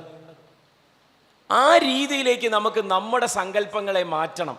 ഈ തെരഞ്ഞെടുപ്പ് 2024 തെരഞ്ഞെടുപ്പിന് ശേഷം അധികാരത്തിൽ വരുന്ന സംഘപരിവാർ സർക്കാരാണ് അധികാരത്തിൽ വരുന്നത് എങ്കിൽ അവരെന്തിനൊക്കെ വേണ്ടിയാണ് കോപ്പ് കൂട്ടുന്നത് എന്നുള്ള ബോധം നമ്മളിലേക്ക് ഉണ്ടാകണം. അവരെന്തിനൊക്കെ തന്നെ കോപ്പ് കൂട്ടിയാലും അതിനെയൊക്കെ ഇല്ലാതെയാക്കാൻ നമ്മൾ എങ്ങനെ സംഘടിക്കും, ജനാധിപത്യ ബോധത്തിൽ എങ്ങനെ സംഘടിക്കും എന്നുള്ളതാണ് ഏറ്റവും വലിയ പ്രധാനപ്പെട്ട കാര്യം. അത് സംഘടിപ്പിക്കപ്പെടാൻ വ്യത്യസ്തങ്ങളായ വിചാരധാരയിലുള്ള പല മത സാമുദായിക ജനാധിപത്യ മതേതര സംഘടനകളടക്കമുള്ള എല്ലാവരെയും ഈ ഒറ്റ വാക്കിൽ ഇന്ത്യ എന്ന് പറയുന്ന ഈ രാജ്യത്തിൻ്റെ ജനാധിപത്യ സംവിധാനം എന്ന് പറയുന്നതിലേക്ക് ആളുകളെ അടുപ്പിച്ച് നിർത്താൻ അവർക്ക് മനസ്സിലാകുന്ന രീതിയിൽ കാര്യങ്ങൾ പറഞ്ഞു കൊടുക്കണം. ഒന്ന്, ഈ പറയുന്ന വോട്ടില്ലാതെ ആയാൽ എന്തെന്ന് ചോദിച്ചാൽ നമ്മുടെ യുവതലമുറ പറയുന്നത് എന്താ കുഴപ്പം എന്നാണ്. വോട്ടർ പട്ടികയിൽ പേര് ചേർക്കാൻ താല്പര്യം കാണിക്കുന്ന ആളുകൾ പണ്ടുണ്ടായിരുന്നത് ആ വോട്ടർ ID കാർഡായിരുന്നു പലപ്പോഴും തിരിച്ചറിയൽ രേഖയായിട്ട് എല്ലാറ്റിനും ഉപയോഗിക്കുന്നുണ്ടായിരുന്നത്. അത് ആധാർ കാർഡ് വന്നതോടുകൂടിയും മറ്റ് പലതരത്തിലുള്ള ഐഡൻറ്റിറ്റി കാർഡുകൾ നമ്മുടെ കയ്യിലുണ്ട് എന്നുള്ളതുകൊണ്ടും അതിൻ്റെ ആവശ്യമില്ലാതെയായി തുടങ്ങി എന്നാണ് ആളുകൾ ധരിക്കുന്നത്. അപ്പോൾ എനിക്കിപ്പോൾ തെരഞ്ഞെടുപ്പിൽ പ്രത്യേകിച്ച് റോളൊന്നുമില്ല, എന്ത് തന്നെ ഞാൻ ചെയ്താലും വേറൊരു തരത്തിൽ നമ്മൾ പറയുകയാണെങ്കിൽ തെരഞ്ഞെടുപ്പ് അട്ടിമറി വരെ സംഭവിക്കുന്നുണ്ട് എന്ന് സംശയിക്കുന്ന വിധം ഇന്ത്യയിൽ ചില റിസൾട്ടുകൾ കാണുമ്പോൾ മനുഷ്യരായ നമ്മൾക്ക് ഓരോരുത്തർക്കും സംശയം തോന്നുകയാണ്. അപ്പോൾ എൻ്റെ ഒരു വോട്ടിന് എന്താണ് വില എന്നുള്ള ചോദ്യത്തിലേക്ക് നമ്മൾ സ്വയം ചുരുങ്ങുകയാണ്. അങ്ങനെ ആവുമ്പോൾ അതിൻ്റെ വേറൊരർത്ഥം എൻ്റെ ജീവൻ എന്താണ് വില എന്നുള്ളതും കൂടി തന്നെയാണെന്ന് നമ്മൾ മനസ്സിലാക്കണം. എൻ്റെ വോട്ടിന് വിലയില്ല എന്ന് നമ്മൾ വെറുതെ പറഞ്ഞിരിക്കുമ്പോൾ എൻ്റെ ജീവനും കൂടിയാണ് വിലയില്ലാതെയാകുന്നത് എന്നുള്ളതാണ് അർത്ഥം. അപ്പോൾ അതിനെ തിരികെ പിടിക്കണമെങ്കിൽ ജീവനുള്ള ഒരു വ്യക്തിയുടെ വോട്ടിൻ്റെ വില എന്താണെന്ന് അറിയുന്ന ഒരു സമൂഹം ഉണ്ടാകണം. ആ സമൂഹം ഉണ്ടാകാൻ വേണ്ടി അവരുടെ പാഠപുസ്തകങ്ങളിലും അവരുടെ 18 വയസ്സ് വരെയുള്ള വളർച്ചയിലും നമുക്ക് ഒരുപാട് വിഭവങ്ങൾ ചേർത്ത് കൊടുക്കാനുണ്ട്. നിർഭാഗ്യവശാൽ പഠനം നടത്തുന്നത് അക്കാഡമിക് മികവുമായി ബന്ധപ്പെടുത്തിയും കുറച്ച് സർട്ടിഫിക്കറ്റുകൾക്ക് വേണ്ടിയുമാണ് എന്നുള്ളൊരു തോന്നലിൻ്റെ അടിസ്ഥാനത്തിൽ അക്കാഡമിക നിലവാരം പുലർത്തുന്ന വിദ്യാർത്ഥികളെ ഉണ്ടാക്കിയെടുക്കുന്ന രീതിയാണ് കേരളത്തിൽ അല്ലെങ്കിൽ മലയാളികളുടെ ഇടയിൽ എല്ലാ കാലത്തും ഉള്ളത്. അതിനുമപ്പുറം, മാർക്കിനുമപ്പുറം നമുക്ക് ഈ നാട്ടിൽ ജീവിക്കാനുള്ള അവകാശത്തെയാണ് പഠിപ്പിലൂടെ, വിദ്യാഭ്യാസത്തിലൂടെ നമ്മൾ നേടിയെടുക്കുന്നത് എന്നുള്ള ബോധം നമുക്കുണ്ടാകണം. നേരത്തെ ഡോക്ടർ സൂചിപ്പിച്ച പോലെ എനിക്ക് കുഴപ്പം വരുന്നില്ല എന്നൊരാൾ ചിന്തിക്കുന്നുണ്ട് എങ്കിൽ കുഴപ്പം വരുന്നത് ഒരു കൂട്ടർക്ക് മാത്രമാണ് എന്ന് ആ കൂട്ടരെ അഭിസംബോധന ചെയ്ത് പറയാൻ മടിയില്ലാത്ത വിധം നമുക്കിടയിലുള്ള നമ്മുടെ അതേ വിവരവും വിദ്യാഭ്യാസവുമുള്ള ആളുകളായി മാറുന്നുണ്ട് ഒരു കൂട്ടം ആളുകൾ എങ്കിൽ അവിടെയാണ് നമുക്കിതൊക്കെ കൈമോശം വന്നു പോയിരിക്കുന്നത്. ഇതൊന്ന് 2-3 തലമുറകളിലൂടെ സംഭവിച്ച കൈമോശം വരലാണ്. അതിനെ തിരിച്ചു പിടിക്കണമെങ്കിൽ ഒരു രാത്രി ഇരുട്ടി വെളുക്കുന്നത് കൊണ്ട് സാധിക്കും എന്ന് വിചാരിക്കുന്നതും തെറ്റാണ്. വലിയ ഒരു പ്രക്രിയയുടെ തുടക്കത്തിലാണ് നമ്മൾ നിൽക്കുന്നത്. 10-75 കൊല്ലത്തെ ജനാധിപത്യ ഇന്ത്യയുടെ, റിപ്പബ്ലിക് ഇന്ത്യയുടെ അല്ലെങ്കിൽ സ്വാതന്ത്ര്യം നേടി 77 കൊല്ലമായ ഒരു രാജ്യത്തിൻ്റെ കാര്യം പറയുന്നതിനോടൊപ്പം തന്നെ 99 കൊല്ലമായി ഈ രാജ്യത്തിനെ എങ്ങനെ കൊണ്ടുപോകണം എന്നുള്ളൊരു ആശയം പ്രചരിപ്പിക്കുന്ന മറ്റൊരു സംഘടന സമാന്തരമായി ഇന്ത്യയിൽ നിലനിന്നിരുന്നു. അതിൻ്റെ പേരാണ് RSS. അതിൻ്റെ 100ാം വാർഷികമാണ് 2025 എന്ന് പറയുന്ന വർഷം. ആ സംഘടന അതിൻ്റെ 100ാം വാർഷികം ആഘോഷിക്കുന്നതിന് വേണ്ടി ഭരണത്തിലേറുന്ന ഒരു സംവിധാനത്തെ പിന്തുണച്ചുകൊണ്ട് ഇത്തവണ നേരത്തെ സൂചിപ്പിച്ച 400 എന്ന് പറയുന്ന ആ വാക്കൊക്കെ ആവർത്തിച്ച് നമ്മുടെ ബോധത്തിലേക്ക് പറഞ്ഞു വെക്കുന്നത് അതുകൊണ്ടാണ്. അത് പിടിക്കുമെന്നും പിന്നെ ഞങ്ങൾ തീരുമാനിക്കുമെന്നുള്ള രീതിയിലേക്ക് കാര്യങ്ങൾ പോകുമ്പോൾ അതിനെ മറികടക്കാനാകും വിധം പോരാടണമെങ്കിൽ സ്വാതന്ത്ര്യ സമര കാലഘട്ടത്തിൻ്റെതായിട്ടുള്ള പോരാട്ടം തന്നെയാണ് നമുക്ക് ആവർത്തിച്ച് പാലിക്കേണ്ടത്. അത് ഒരു രാത്രി കൊണ്ടോ പെട്ടെന്ന് നടക്കുന്ന ചില കാര്യങ്ങൾ കൊണ്ടോ ഒന്നും സാധിക്കുകയില്ല എന്നുള്ള ബോധ്യവും അതിന് നിരന്തരമായ ഇടപെടലുകളുടെ ആവശ്യമുണ്ട് എന്നുള്ള തീരുമാനവുമാണ് നമുക്ക് ഓരോരുത്തർക്കും വേണ്ടത്. ആ തീരുമാനം, നിരന്തരമായ ഇടപെടലുകളുടെ രീതി എന്ത് എന്നുള്ളതടക്കം വലിയ ചോദ്യമാണ്. നേരത്തെ 2 പേര് സൂചിപ്പിച്ചപ്പോൾ അതിനെ എങ്ങനെയാണ് ലഘൂകരിച്ച് കാണിക്കാൻ BJPയും സംഘപരിവാറുകളും കാണിക്കുന്നത് എന്ന് നമ്മളോട് പറഞ്ഞു. അങ്ങനെ അവർ ലഘൂകരിച്ച് കാണിക്കുമ്പോൾ നമ്മുടെ ചോദ്യങ്ങൾ കുറുക്കിക്കൊള്ളുന്ന രീതിയിലേക്കായി മാറ്റി ചോദിക്കാൻ പറ്റുന്ന വിധം നമ്മുടെ ചോദ്യങ്ങളിൽ പോലും കൃത്യതയുണ്ടാകണം. നമ്മൾ നൽകുന്ന ഉത്തരങ്ങളിലും അതിന് കൃത്യമായിട്ടുള്ള ഒരു ദിശയുണ്ടാകണം. ആ അർത്ഥത്തിൽ മാത്രമാണ് ഫാസിസം എന്ന് പറയുന്ന സമഗ്രാധിപത്യത്തിലേക്ക് ഒരു തരത്തിലുള്ള ചിന്താ പദ്ധതികളെ മാത്രമാണ് ഒരു നാട് ആവശ്യപ്പെടുന്നത് എന്ന് ആ നാടിനെ മുഴുവൻ വിശ്വസിപ്പിച്ച് അത് പിന്തുടരാത്തവരെ മുഴുവൻ ഉന്മൂലനം ചെയ്യുന്ന ആ ആധിപത്യ രീതിയെ ചോദ്യം ചെയ്യാൻ ജനാധിപത്യം, ഈ ആധിപത്യം എന്നുള്ള വാക്ക് തന്നെയാണല്ലോ ജനാധിപത്യത്തിൽ മുഴച്ചു നിൽക്കുന്നത്, ആ ആധിപത്യം ഉണ്ടാക്കിയെടുക്കണം. ജനങ്ങൾക്കാണ് ആ ആധിപത്യം ഉണ്ടാകേണ്ടത് എന്നുള്ള ബോധ്യം ജനങ്ങളായി വേറെ വേർതിരിവുകളൊന്നുമില്ലാതെ നമ്മളിലേക്ക് വന്നു ചേരാവുന്ന വിധം നമ്മൾ സംഘടിക്കണം. അതിന് നമ്മൾ അതിർവരമ്പുകൾ ഇട്ടുകൊണ്ട് നടത്തുന്ന പ്രതിഷേധങ്ങളും പ്രതിവിധികളും കൊണ്ട് കാര്യമില്ല. അവിടെ ഗാന്ധിജി പാലിച്ച പോലെ എല്ലാവരെയും ഉൾക്കൊള്ളാൻ പറ്റുന്ന വിധമുള്ള വലിയ ഒരു പ്ലാറ്റ്ഫോം ഉണ്ടാക്കണം.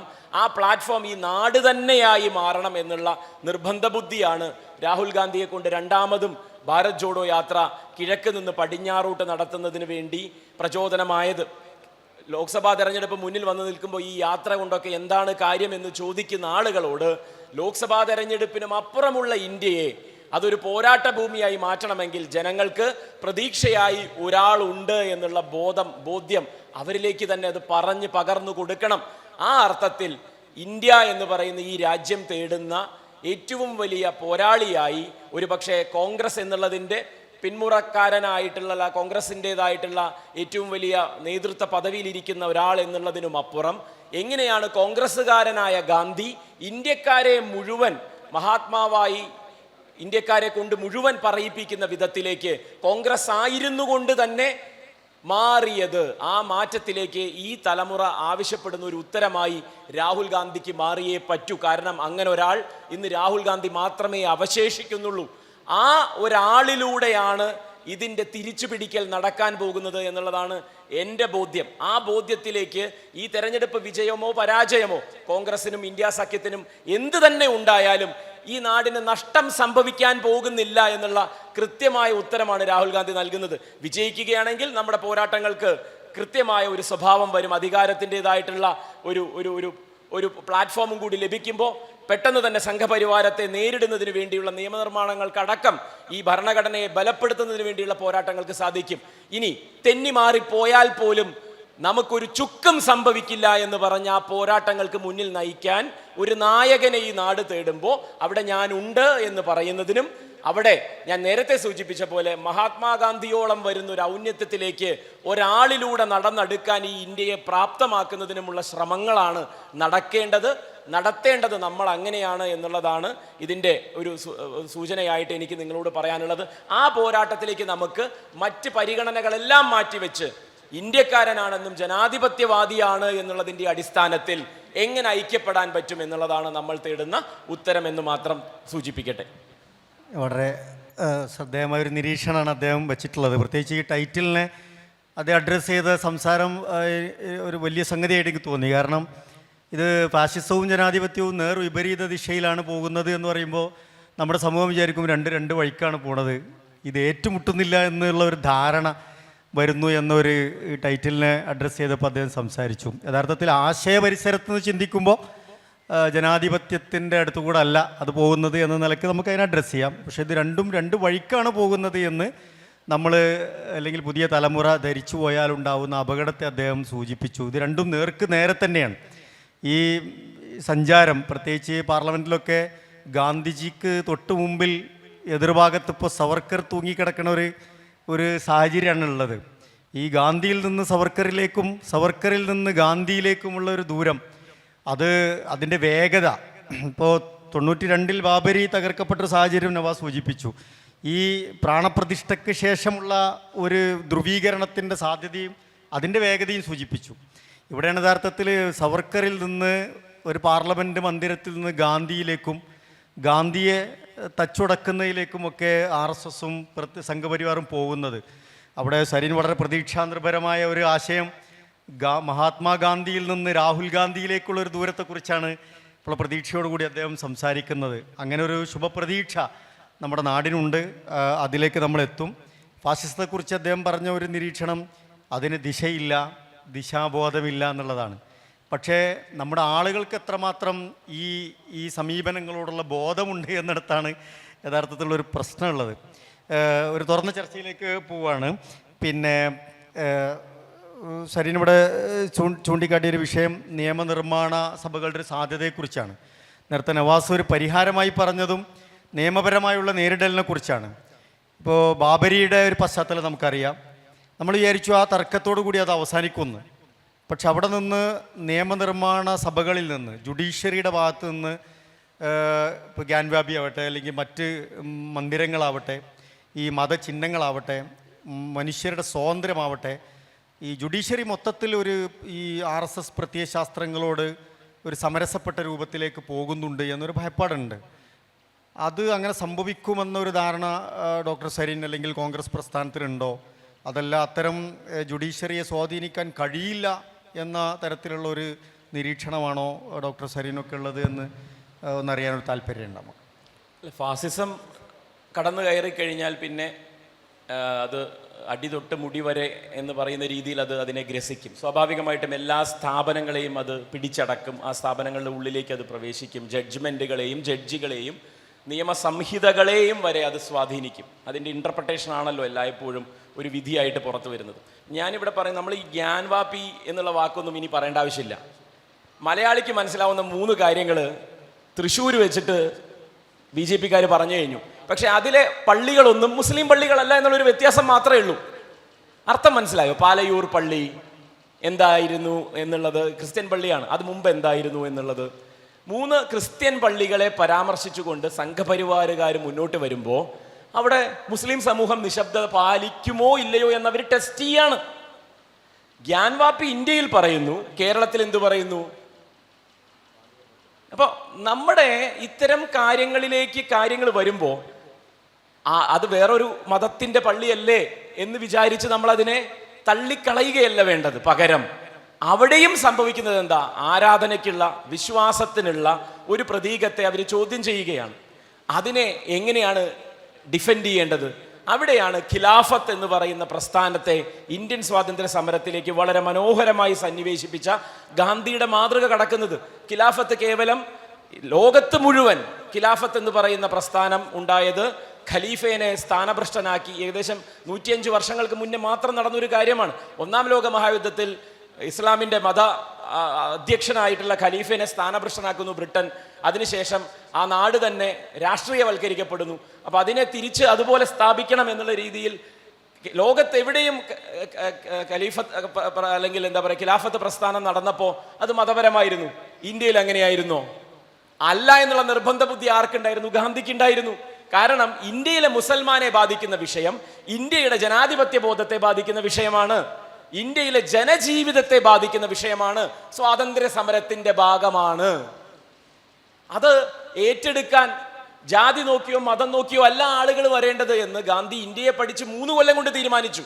ഒരുപക്ഷെ ഖിലാഫത്തിന് മുന്നേ ഗാന്ധി 10 കൊല്ലം ഇന്ത്യയിൽ ഉണ്ടായിരുന്നുവെങ്കിൽ ഇന്ത്യക്ക് സ്വാതന്ത്ര്യം കിട്ടാൻ 10 കൊല്ലം നേരത്തെ സാധിക്കുമെന്നാണ് ഞാൻ പറയുന്നത്. ഗാന്ധിക്ക് പഠിച്ചെടുക്കാൻ ഒരു 3 കൊല്ലത്തെ സമയമേ കിട്ടിയുള്ളൂ. അപ്പോഴേക്കും ഖിലാഫത്തിന്റെ സമയമായി എന്നുള്ളത് കൊണ്ട് ഞാൻ പറഞ്ഞു മനസ്സിലായോ? ഗാന്ധി ഇന്ത്യയെ പഠിച്ചെടുക്കാനെടുത്ത സമയങ്ങളും ഇന്ത്യയുടെ യാഥാർത്ഥ്യത്തെ മനസ്സിലാക്കി ഇന്ത്യക്കാരിലേക്ക് തന്നെ സ്വാതന്ത്ര്യം എന്നുള്ള വാക്കിന്റെ അർത്ഥം എത്തിക്കാനെടുത്ത സമയവുമാണ് 32 കൊല്ലത്തെ ഗാന്ധിയുടെ പോരാട്ടം. ആ 32 കൊല്ലം വെറുതെ ആയില്ല എന്നുള്ളതാണ് 77 കൊല്ലമായിട്ടും ഇന്ത്യ സ്വതന്ത്ര ജനാധിപത്യ രാജ്യമായി നിലനിൽക്കുന്നു എന്നുള്ളതിന്റെ അടിസ്ഥാനം. അല്ലാതെ ഗാന്ധിക്ക് പോലും ഇത്രയും സമയമെടുത്തു, ബ്രിട്ടനുമായിട്ട് മെല്ലെപ്പോക്കായിരുന്നു എന്നൊക്കെ വിചാരിച്ചു കൂട്ടുന്ന നമ്മൾ ആ മെല്ലെ പോയതിനുള്ള അടിസ്ഥാനപരമായ കാരണം ഇന്ത്യയുടെ വൈവിധ്യത്തെ ഉൾക്കൊണ്ടുകൊണ്ട് ഇന്ത്യക്ക് ഒരു മുന്നണി ഉണ്ടാകണം. ഒറ്റ മുന്നണിയാണ് സ്വാതന്ത്ര്യത്തിന് വേണ്ടത്. പല ശ്രേണികളിലും ഭഗത് സിംഗും സുഭാഷ് ചന്ദ്രബോസും ഒക്കെ ശ്രമിക്കുന്നുണ്ട്. അതിനെയൊക്കെ ഒരിക്കലും ഗാന്ധി തള്ളി പറഞ്ഞിട്ടില്ല. പക്ഷേ നെഗറ്റീവായിട്ടുള്ള കാര്യങ്ങളെ അദ്ദേഹം ഏറ്റുപറയുകയൊക്കെ ചെയ്തു. സ്വാഭാവികമായിട്ടും എന്നോട് ചോദിച്ച ചോദ്യത്തിന് ഇവിടുത്തെ സംവിധാനങ്ങളെ കയറിപ്പിടിക്കുന്ന ഫാസിസ്റ്റ് നയങ്ങളെ പ്രതിരോധിക്കാൻ ആ സംവിധാനങ്ങളെ മോചിപ്പിക്കണമെങ്കിൽ നമുക്ക് ആ ആളുകളിലേക്കോ വ്യക്തികളിലേക്കോ ആ സ്ഥാപനങ്ങളിലേക്കോ മാത്രം ശ്രദ്ധയൂന്നിയതുകൊണ്ട് കാര്യമില്ല. അതിനെ ബാധിച്ചിരിക്കുന്ന ഈ പറയുന്ന ഇടപെടലുകളെ ഇല്ലാതെയാക്കുന്ന വിധം ജനങ്ങൾക്ക് ബോധം ഉണ്ടാകണം. ആ ബോധം ജനങ്ങൾ ചോദ്യങ്ങളായി ഉന്നയിക്കണം. അത് കേവലം രാഷ്ട്രീയ പാർട്ടി ചോദിച്ചതുകൊണ്ട് കാര്യമില്ല. എൻ്റെ നഷ്ടങ്ങളാണ് എന്ന് പറയുന്ന രീതിയിൽ അത് ചോദിക്കാൻ സാധിക്കണം. ഇപ്പൊ പരിവാർ എന്നുള്ള വാക്ക് സംഘപരിവാർ എന്നുള്ള വാക്കിലുണ്ട്, ഒപ്പം പിന്നെ ഗാന്ധി പരിവാർ എന്നുള്ള വാക്കിലാണ് BJP ഘടിപ്പിച്ച് നിർത്തിയിരിക്കുന്നത്. കുടുംബവാഴ്ചയാണ് കോൺഗ്രസിൽ എന്ന് പറഞ്ഞ് രാഹുൽ ഗാന്ധിയെ ഇകഴ്ത്തി കാണിക്കുന്നതിനും അതങ്ങനെ കൈമാറി വന്നൊരു ഒരു തലമുറയായി കൈമാറി വന്നൊരു സ്വത്തവകാശം പോലെയാണ് അത് എന്നുമൊക്കെ പറയുമ്പോൾ പരിവാർ എന്നുള്ളത് ഓരോ ഇന്ത്യക്കാരനും ചേർത്ത് പിടിക്കേണ്ട ഒരു വാക്കാണ്. എൻ്റെ കുടുംബത്തിൻ്റെ രാഷ്ട്രീയ നഷ്ടം തന്നെയാണ് ഈ നാട്ടിൽ സംഘപരിവാറിൻ്റെ ഇടപെടലുകളിലൂടെ ജനാധിപത്യം ഇല്ലാതെയാകുന്നതിലൂടെ സംഭവിക്കുന്നത് എന്നും എൻ്റെ കുടുംബത്തെ അഡ്രസ്സ് ചെയ്യുന്ന വിഷയങ്ങൾ ഞാൻ സംസാരിക്കുമെന്നും പറയാൻ ഇന്ന് ആർക്കും ധൈര്യമില്ല. കാരണം എന്താ? കുടുംബവാഴ്ചയാണ് രാഷ്ട്രീയത്തിൽ എന്ന് പറഞ്ഞ് കോൺഗ്രസിനെതിരെ അതൊരു പ്രതീകമായിട്ട് ഉയർത്തി വെച്ച് കഴിഞ്ഞു. അപ്പൊ കുടുംബം എന്നുള്ള വാക്ക് പറയാൻ ഇന്ന് നമ്മൾ പേടിക്കുകയാണ്. സത്യം പറഞ്ഞാൽ ഈ രാജ്യത്തിൽ എൻ്റെ കുടുംബത്തിൻ്റെ താല്പര്യങ്ങൾ സംരക്ഷിക്കപ്പെടണമെന്ന് മുദ്രാവാക്യം കൗണ്ടറായി ഉയർത്താൻ നമുക്ക് സാധിക്കണം. പരിവാർ എന്നുള്ള വാക്കിനെ പോസിറ്റീവായി കൊണ്ടുവന്ന് ഈ കുടുംബത്തിൽ, എൻ്റെ കുടുംബത്തിൽ എനിക്ക് ഏറ്റവും കൂടുതൽ നഷ്ടവും നേട്ടവും ഉണ്ടാകുന്നതൊക്കെ കുടുംബവുമായി ബന്ധപ്പെടുത്തിയാണ്. അതിലേക്ക് എങ്ങനെയാണ് കൊണ്ടുവരേണ്ടത്, അങ്ങനെ ഒരു വലിയ കുടുംബമായി ഈ രാജ്യത്തെ എങ്ങനെയാണ് കാണേണ്ടത്, മാറ്റിയെടുക്കേണ്ടത് എന്നുള്ളത് തന്നെയാണ് നേരത്തെ പറഞ്ഞ പോലെ ഇൻസ്റ്റിറ്റ്യൂഷനിൽ വന്നിരിക്കുന്ന ആ മാറ്റങ്ങളെ അതിനെ മാത്രം അഡ്രസ്സ് ചെയ്തുകൊണ്ടൊന്നും നമുക്ക് പരിഹരിക്കാൻ പറ്റില്ല. ക്രൈസ്തവ ദേവാലയങ്ങൾക്ക് മേൽ സംഘപരിവാർ, ഇവിടെ ഡോക്ടർ സറിൻ സൂചിപ്പിച്ചതുപോലെ അവകാശവാദങ്ങളുമായി വരുമ്പോൾ മുസ്ലിങ്ങൾ മൗനം പാലിക്കുകയോ അല്ലെങ്കിൽ നിങ്ങൾക്ക് അങ്ങനെ വേണം എന്നുള്ളൊരു ധ്വനിയിലോ നിൽക്കരുത് എന്ന് തന്നെ കൃത്യമായി നമ്മൾ അഡ്രസ്സ് ചെയ്യേണ്ട ഒരു വിഷയമാണ്. ഖിലാഫത്തിൻ്റെ താരതമ്യം ഞാൻ അതിൻ്റെ പൊളിറ്റിക്കൽ ലൈനിലേക്ക് ഞാൻ പോകുന്നില്ല. ഞാൻ പറഞ്ഞ പോയിന്റ്, ഇപ്പോൾ മണിപ്പൂരിലൊരു കലാപം ഉണ്ടായപ്പോൾ അതിനെ രണ്ട് ഗോത്രങ്ങൾ തമ്മിലുള്ള കലാപമായി ചിത്രീകരിക്കാനാണ് ശ്രമിക്കുന്നത്. പക്ഷെ അവിടെ സന്ദർശിച്ച ആളുകൾ, രാഹുൽ ഗാന്ധി അടക്കമുള്ള ആളുകൾ അവിടെ പോയപ്പോൾ അവിടെ രണ്ട് വിഭാഗം എന്ന് പറയുന്നുണ്ടെങ്കിലും അവിടെ കൊല്ലപ്പെടുന്നതും അവിടെ ബലാത്സംഗം ചെയ്യപ്പെടുന്നതും ഒക്കെ ക്രൈസ്തവ മൈനോറിറ്റിയിൽപ്പെട്ട വിഭാഗക്കാരാണ്. അപ്പം ഇവിടെ നമ്മൾ ആലോചിക്കേണ്ടത്, ഒരു സ്ഥലത്ത് ഒരു പള്ളി പൊളിക്കപ്പെടുമ്പോൾ അത് ഷിയാക്കളുടെ പള്ളിയാണോ അല്ലെങ്കിൽ അതൊരു ദർഗയാണോ അല്ലെങ്കിൽ വേറെ ഏതെങ്കിലും വിഭാഗത്തിൻ്റെതാണോ എന്ന് പറഞ്ഞുകൊണ്ട് നമ്മൾ അതിൽ കക്ഷി ചേർന്നുകൊണ്ട് മൗനം പാലിക്കുന്നതാണ് സംഘപരിവാറിന് കൂടുതൽ ആശ്വാസകരമായി നിൽക്കുന്നത്. ക്രിസ്ത്യൻ പള്ളി പൊളിച്ചപ്പോൾ ക്രിസ്ത്യാനികൾ കുറച്ച് പ്രശ്നം ഉണ്ടാക്കി, മുസ്ലിം പള്ളി പൊളിച്ചപ്പോൾ മുസ്ലിങ്ങൾ കുറച്ച് പ്രശ്നമാക്കി, മനുഷ്യർക്ക് വേണ്ടി സംസാരിക്കാൻ ആരുമില്ല എന്ന ഭാഗത്താണ് ഫാസിസം വളരുന്നത്. അതാണ് ഇവിടെ സൂചിപ്പിച്ചത്. അത് വളരെ പ്രസക്തമായൊരു വിഷയമാണ്. ഖിലാഫത്ത് മൂവ്മെന്റ് സത്യത്തിൽ ഇന്ത്യൻ മുസ്ലിങ്ങളെ നേരിട്ട് ബാധിക്കുന്ന ഒരു പ്രശ്നമൊന്നുമായിരുന്നില്ല. ആ ഖിലാഫത്ത് അവിടെ ഉണ്ടായിരുന്നു എന്ന് പലരും അറിഞ്ഞത് തന്നെ മുഹമ്മദ് അബ്ദുറഹ്മാൻ സാഹിബിനെ പോലുള്ള ആൾക്കാരും ഇവരൊക്കെ ഈ വിഷയം അഡ്രസ്സ് ചെയ്യാൻ തുടങ്ങിയപ്പോഴാണ്. പക്ഷെ അതിനെപ്പോലും ഒരു പോസിറ്റീവായ മൂവ്മെൻ്റ് ആക്കി എടുത്തുകൊണ്ട് ഇവിടെ ഉണ്ടായിരുന്ന ബ്രിട്ടീഷ് ഗവൺമെൻറ്റിനെതിരെ ഇതിനേക്കാൾ കിരാതമായിരുന്നു. നമ്മൾ മനസ്സിലാക്കേണ്ടത്, ബ്രിട്ടീഷുകാർ ഫാസിസം അതിൻ്റെ സ്ഥിരം സ്വഭാവത്തിലേക്ക് വരുന്നേ ഉള്ളൂ. ഇപ്പോൾ പറഞ്ഞതുപോലെ 2025 ശേഷമേ അതിൻ്റെ രൗദ്രഭാവം നമ്മൾ കാണാൻ പോകുന്നുള്ളൂ. ഇപ്പം മണിപ്പൂരിലും ഒറ്റപ്പെട്ട ചില സ്ഥലങ്ങളിലും മാത്രമേ ഉള്ളൂ. അതിലേക്ക് പോകുന്നതിന് മുമ്പ് തന്നെ ഇവിടെ ബ്രിട്ടീഷുകാർ ചെയ്തിരുന്ന ആ അധമത്വം അല്ലെങ്കിൽ വളരെ മ്ലേച്ഛമായ ക്രൂരമായ പീഡനങ്ങളെ, മുസ്ലിങ്ങളുടെ അകത്തുള്ള ഖിലാഫത്തിനോടുള്ളൊരു ബഹുമാനത്തെ എങ്ങനെ കൃത്യമായി രാഷ്ട്രീയമായി ഉപയോഗിക്കാൻ പറ്റി എന്നുള്ളതാണ് അവിടെ അന്ന് മഹാത്മജിക്കും ഗാന്ധി പരിവാറിനും ചെയ്യാൻ പറ്റിയ വലിയൊരു കാര്യം. അതിനെ തിരിച്ചുപിടിക്കണമെങ്കിൽ ഇവിടെയുള്ള മുസ്ലിങ്ങളും ക്രിസ്ത്യാനികളും മഹാഭൂരിപക്ഷം വരുന്ന ഹിന്ദുക്കളും ഇതിനൊക്കെ എതിരാണ്. അവസാനം ഇപ്പോൾ ഒരാൾ രാമനാമം ജപിക്കുന്നു എന്നതുകൊണ്ട് മാത്രം ഇയാൾ ഈ സംഘപരിവാറിൻ്റെ ഇപ്പോൾ ചെയ്യുന്ന തോന്യാസങ്ങൾക്ക് അനുകൂലമാണ് നമ്മൾ കരുതരുത്. ഇപ്പം ശ്രീ ശങ്കരാചാര്യ മഠത്തിലുള്ള വലിയ ആളുകൾ പറയുന്നു, അന്യൻ്റേതായ ഒരു സ്വത്തിൽ പോയി അമ്പലമെടുത്താൽ അവിടെ പ്രാർത്ഥിക്കാൻ പാടില്ല എന്ന് പറഞ്ഞവരുണ്ട്. ഇപ്പം നടത്തിയ പ്രാണപ്രതിഷ്ഠ എന്ന് പറയുന്നത് പ്രതിഷ്ഠയുടെ മുഴുവൻ ഭാവമാകാതെ, അപ്പം അതിനെ തന്നെ എതിർക്കുന്ന ഹിന്ദു സന്യാസിമാരുണ്ട്. അപ്പം ഇത്തരത്തിലുള്ള ഒരുപാട് ആൾക്കാരുണ്ട്. ഇവരെ മുഴുവൻ ഒരു കുടക്കീഴിൽ കൊണ്ടുകൊണ്ട് ആ ഗാന്ധിയൻ മാർഗത്തിലൂടെയുള്ള സമര സാധ്യതകൾ ഉപയോഗപ്പെടുത്തി എല്ലാവരുമായി ഒത്തുചേർന്നുകൊണ്ട് ആ ഇൻക്ലൂസിവിറ്റി, ഗാന്ധിജിയുടെ ഇൻക്ലൂസിവിറ്റി ഇന്ത്യ മുന്നണിയിൽ ഉണ്ടാകുന്നുണ്ടോ എന്ന് എനിക്കറിയില്ല, ഞാനൊരു സംവാദത്തിന് സംസാരിക്കല്ല.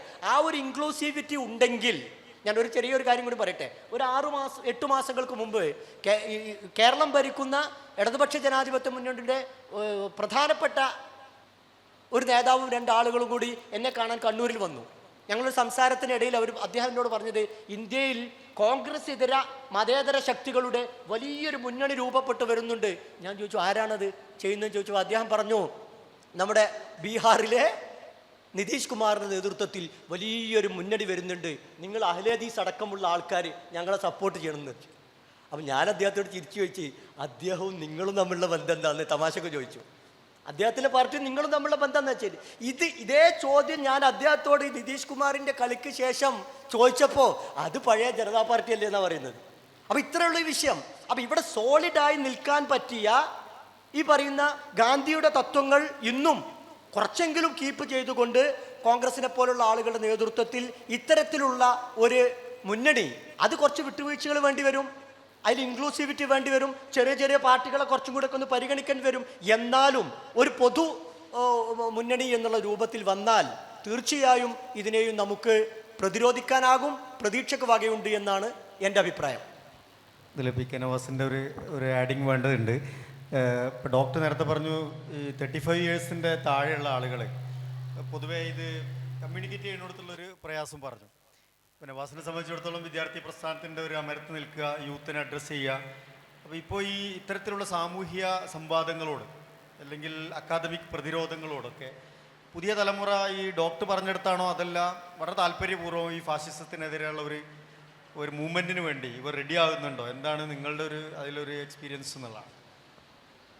ഞാൻ ആ ചോദ്യത്തിലേക്ക് വരുന്നതിന് മുമ്പ് ഇവിടെ ഇപ്പോൾ ചർച്ച തുടങ്ങി വെച്ച ഖിലാഫത്തുമായി ബന്ധപ്പെട്ട ചർച്ച തുടങ്ങി വെച്ചു. വളരെ പോസിറ്റീവായൊരു സെൻസിലാണ് നമ്മളത് ചർച്ച ചെയ്യുന്നത്. പക്ഷേ എൻ്റെ ഒരു ആശങ്ക ഞാൻ അതിലൂടെ ചേർത്ത് വെക്കുന്നത്, ഈ പറഞ്ഞ ഖിലാഫത്ത് പ്രസ്ഥാനങ്ങളുടെ ചരിത്രത്തിൽ അല്ലെങ്കിൽ ഈ പോരാട്ടങ്ങളുടെ ചരിത്രത്തിൽ പിന്നീട് ഒറ്റപ്പെട്ടു പോയ ഒരു സമൂഹം കേരളത്തിലുണ്ടായിരുന്നു, ഇന്ത്യയിലുണ്ടായിരുന്നു. അതതിൻ്റെ ഒരു തിക്താനുഭവമാണ്. നമ്മളത് പറയാതെ പോകുന്നത് ശരിയല്ല. അതിൽ നഷ്ടം സംഭവിച്ച നൂറ്റാണ്ടുകൾ പിറകിലേക്ക് നടക്കേണ്ടി വന്ന ഒരു ജനതയായി ഒരു സമൂഹം മാറിയിരുന്നു. നേരത്തെ പറഞ്ഞതുപോലെ ഇന്ത്യ എന്ന് പറയുന്ന രാജ്യത്തിനകത്ത് നിന്നുകൊണ്ട് ബ്രിട്ടീഷ് വിരുദ്ധ പോരാട്ടങ്ങൾക്ക് വേണ്ടി പോസിറ്റീവായ ഡൈവേഷനിൽ നമ്മൾ ഉപയോഗിക്കപ്പെട്ടിട്ടുള്ള ഈ ഖിലാഫത്ത് പോരാട്ടത്തെ പിന്നീട് അവരെ അഡ്രസ്സ് ചെയ്യാൻ ആളില്ലാത്തൊരു ജനത അനാഥമായി പോയിരുന്നു ഈ നാട്ടിൽ എന്നുള്ളത് അതിനോട് ചേർത്ത് വെക്കേണ്ടതാണ്. എന്ന് കരുതി ആ ഇൻറ്റൻഷൻ തെറ്റായിരുന്നു എന്ന അഭിപ്രായം എനിക്കില്ല. പക്ഷേ അതുകൂടി പ്രൊട്ടക്റ്റ് ചെയ്യപ്പെടുമായിരുന്നെങ്കിൽ ആയിരുന്നു അത് പൂർണ്ണമാവുക എന്ന അഭിപ്രായം ഞാൻ ചേർത്ത് വെക്കുകയാണ്.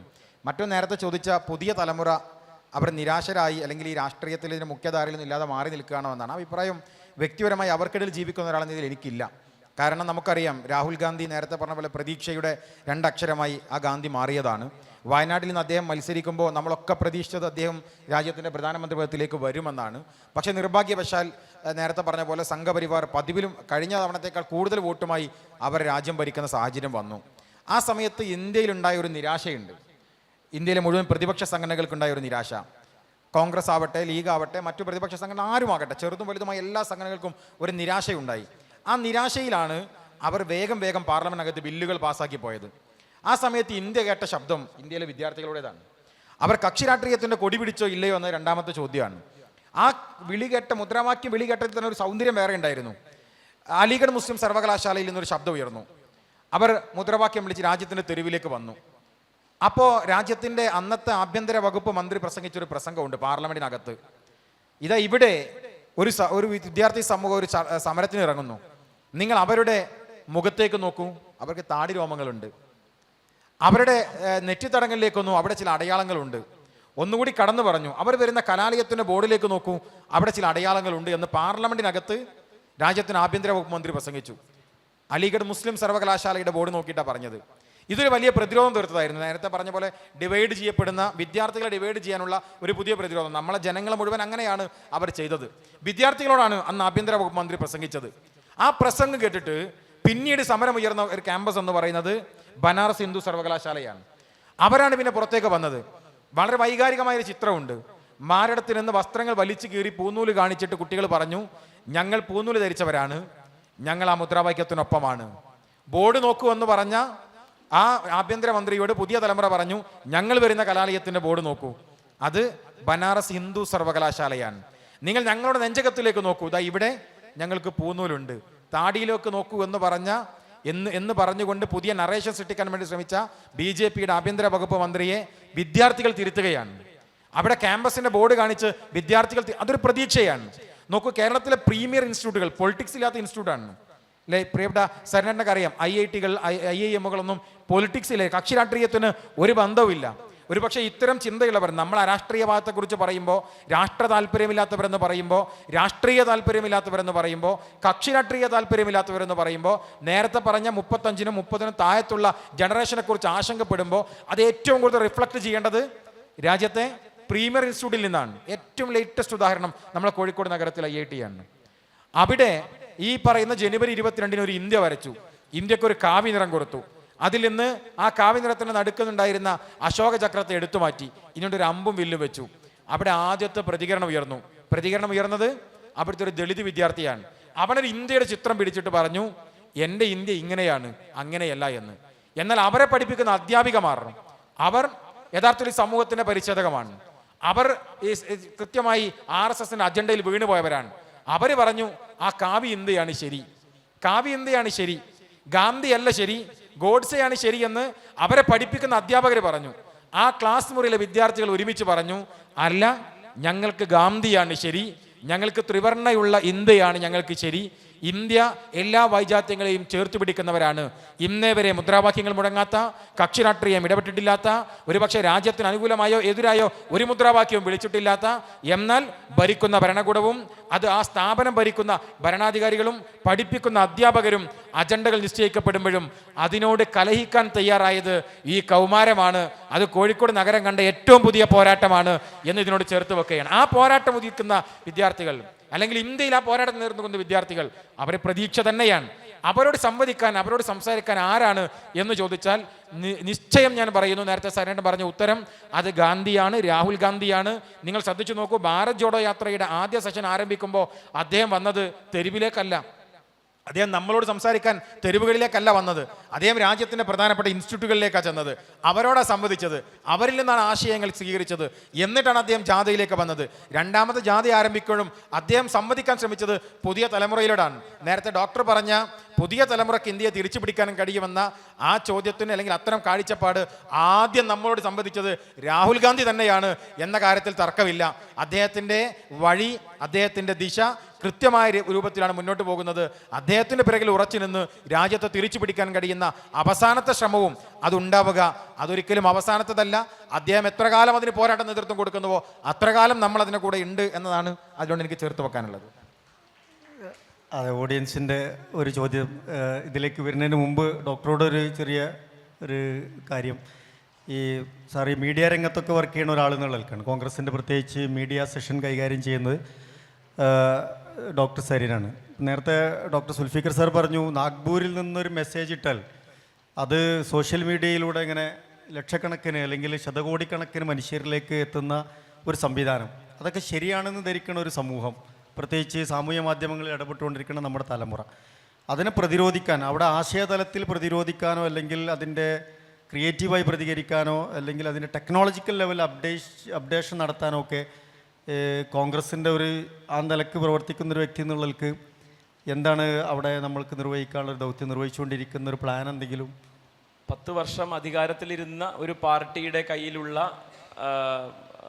എന്താ പറയുക, കരുതൽ ധനം എന്ന് പറയുന്നതും അതിനുവേണ്ടി അവർക്ക് ഉള്ള സംവിധാനങ്ങൾ എന്ന് പറയുന്നതും നമുക്കൊരിക്കലും ആഗ്രഹിക്കാൻ പറ്റില്ല. പക്ഷേ 10 വർഷങ്ങൾക്ക് മുന്നേ അധികാരത്തിലിരുന്ന പാർട്ടി കോൺഗ്രസ് ആയിരുന്നു എന്നുള്ളതും അന്ന് അതിനുവേണ്ടി എന്തൊക്കെ ചെയ്തു എന്നുള്ളതൊക്കെ ചോദിക്കുമ്പോഴാണ് നമ്മൾ കുറച്ചൊക്കെ പുറകിൽ പോയോ നമ്മൾ അറിയാതെ എന്നുള്ള വലിയ ഒരു ആശങ്ക നമുക്ക് ഉണ്ടാവുന്നത്. ആ പുറകിൽ പോയതിനെ ഇപ്പോഴും നമുക്ക് ഒപ്പം എത്തിക്കാൻ സാധിച്ചിട്ടില്ല എന്നുള്ളത് കഴിഞ്ഞ 10 വർഷം അവർ ഭരണത്തിലിരുന്നു എന്നുള്ളതിൻ്റെയും കൂടി ഒരു കാരണം കൊണ്ടുകൂടിയാണ്. പക്ഷേ എന്നാലും സാധ്യമാകേണ്ടതാണ്. ഒരു അച്ചടക്കത്തിൻ്റേതായിട്ടുള്ള ഒരു സംവിധാനമായി പ്രതിപക്ഷ ശബ്ദങ്ങൾ മാറ്റിയെടുക്കണം എന്നുണ്ടെങ്കിൽ എന്തിനു വേണ്ടി നിലകൊള്ളുന്നു എന്നുള്ളതിന് കോൺഗ്രസിനകത്ത് തന്നെ കൃത്യമായ ബോധ്യം വേണം. അത് അധികാരത്തിനും അപ്പുറമുള്ള ഈ നാടിനെ നഷ്ടപ്പെടാതിരിക്കാൻ വേണ്ടിയുള്ള പോരാട്ടത്തിനാണ് എന്നുള്ള ഉത്തരമുണ്ടെങ്കിലാണ് ഞാനും വേറൊരാളും ഒരേ കാര്യം തന്നെ ഒരുപോലെ പറഞ്ഞുകൊണ്ടിരിക്കണമെന്നും ഞങ്ങൾക്കൊക്കെ ഒരേ സമയം അത് കിട്ടണമെന്നുമുള്ള ഒരു വാശിയുള്ള ഒരു ആളുകളാക്കി നമ്മളെ മാറ്റിയെടുക്കുക എന്നുള്ളത് വളരെ ബുദ്ധിമുട്ടുള്ള കാര്യമാണ്. കോൺഗ്രസിനകത്തും പ്രത്യേകിച്ച് പ്രതിപക്ഷത്തിൻ്റെതായിട്ടുള്ള മറ്റ് സംവിധാനങ്ങളെ മുഴുവൻ ഒരുമിപ്പിച്ച് നിർത്തിയാണെങ്കിലും ഓരോരുത്തർക്കും ഓരോരോ കഷ്ണങ്ങളിലാണ് താല്പര്യം എന്നുള്ളതൊക്കെയാണ് അവിടുത്തെ ഒരു പ്രശ്നം. കോൺഗ്രസിനകത്താണെങ്കിൽ അത് പരിഹരിക്കപ്പെട്ടുകൊണ്ടിരിക്കുകയാണ്. അധികാരത്തിലിരുന്ന് ശീലിച്ച ഒരു പാർട്ടി ആയതുകൊണ്ട് അധികാരത്തിനും അപ്പുറമുള്ള രാഷ്ട്രീയ ഇടപെടലുകളെ മനസ്സിലാക്കിയെടുക്കാൻ ഞാൻ അടക്കമുള്ള തലമുറ കുറച്ചൊക്കെ മെല്ലെ മെല്ലെയാണ് പഠിക്കുന്നത് എന്നുള്ളതിൻ്റെ ഒരു വലിയ പ്രശ്നമുണ്ട്. അധികാരമല്ല കോൺഗ്രസ് എന്നുള്ളത് മനസ്സിലാക്കിയെടുത്ത് ഇടപെടലാണ് കോൺഗ്രസ് എന്നും നിലപാടാണ് കോൺഗ്രസ് എന്നും വിശ്വസിക്കുന്ന ഒരു തലമുറയായി ഇത് മാറിക്കൊണ്ടിരിക്കുകയാണ്. ആ പരിവർത്തനം സംഭവിക്കുന്നുണ്ട്. ആ പരിവർത്തനം സംഭവിക്കുന്ന ആളുകൾക്കിടയിലേക്ക് കൃത്യമായി കാര്യങ്ങൾ എത്തിച്ചു കൊടുക്കണം. അതൊരു ചിട്ടയോടുകൂടി തന്നെ ചെയ്യേണ്ടുന്ന പ്രക്രിയയാണ്. പല തടസ്സങ്ങളുമുണ്ട്. ഇതൊക്കെ എന്തിനാണ് എന്നുള്ള ചോദ്യമോ അല്ലെങ്കിൽ ഇതുകൊണ്ടൊക്കെ വല്ലതും നടക്കുമോ എന്നുള്ള പിന്തിരിപ്പൻ ആശയങ്ങളോ ഒക്കെയാണ് അതിനെ പുറകോട്ട് വലിക്കുന്നത്. പക്ഷെ മാറി വരുന്നുണ്ട്. വളരെ പോസിറ്റീവായിട്ടുള്ള കാര്യങ്ങൾ ആവർത്തിച്ച് പറയേണ്ടുന്നതിൻ്റെ കാര്യങ്ങളെ പറ്റി ബോധ്യമുണ്ട്. അതിനി പറഞ്ഞുകൊണ്ടിരിക്കാൻ തന്നെയാണ് തീരുമാനം. അതുകൊണ്ട് തന്നെ നുണകൾ പറയുന്നവരെ ശരികൾ പറഞ്ഞുകൊണ്ട് തിരുത്തുക എന്നുള്ളത് തന്നെയാണ് നമ്മുടെ ലക്ഷ്യം. അല്ലാതെ വേറെ നുണ പറഞ്ഞ് അതിനെ ന്യായീകരിച്ച് മുന്നോട്ട് പോകുന്നതല്ല. അതിൻ്റെ ബദൽ ശരികൾ പറഞ്ഞുകൊണ്ട് നുണകളെ പൊളിക്കുക എന്നുള്ളതും അത് ആവർത്തിച്ചേ പറഞ്ഞുകൊണ്ടിരിക്കുക എന്നുള്ളതും നമ്മൾ ശ്രമിച്ചു തുടങ്ങിയിരിക്കുന്ന കാര്യമാണ്. അത് വളരെ പെട്ടെന്ന് തന്നെ സാധിച്ചെടുക്കാൻ സാധിക്കും എന്നുകൂടിയാണ് പ്രതീക്ഷിക്കുന്നത്. ഓഡിയൻസിൽ വളരെ പ്രഗത്ഭരായ ആളുകളൊക്കെ കാണുന്നുണ്ട്. ഇതിലൊന്ന് ഇടപെടാൻ താല്പര്യമുള്ള ആളുകൾക്ക് എന്തെങ്കിലും ഈ വിഷയത്തോട് ചേർത്ത് വെക്കാം. അതല്ല നമ്മുടെ പാനലിസ്റ്റുകളോട് എന്തെങ്കിലും പ്രസക്തമായ വിഷയത്തോട് നീതി പുലർത്തുന്ന തരത്തിലുള്ള എന്തെങ്കിലും ചോദ്യങ്ങളുണ്ടെങ്കിൽ ഉന്നയിക്കാം. നിങ്ങളൊന്ന് പരിചയപ്പെടുത്തിയാൽ നന്നാവും. എൻ്റെ പേര് നിസാർ കാട്ടിശ്ശേരി, കായംകുളം.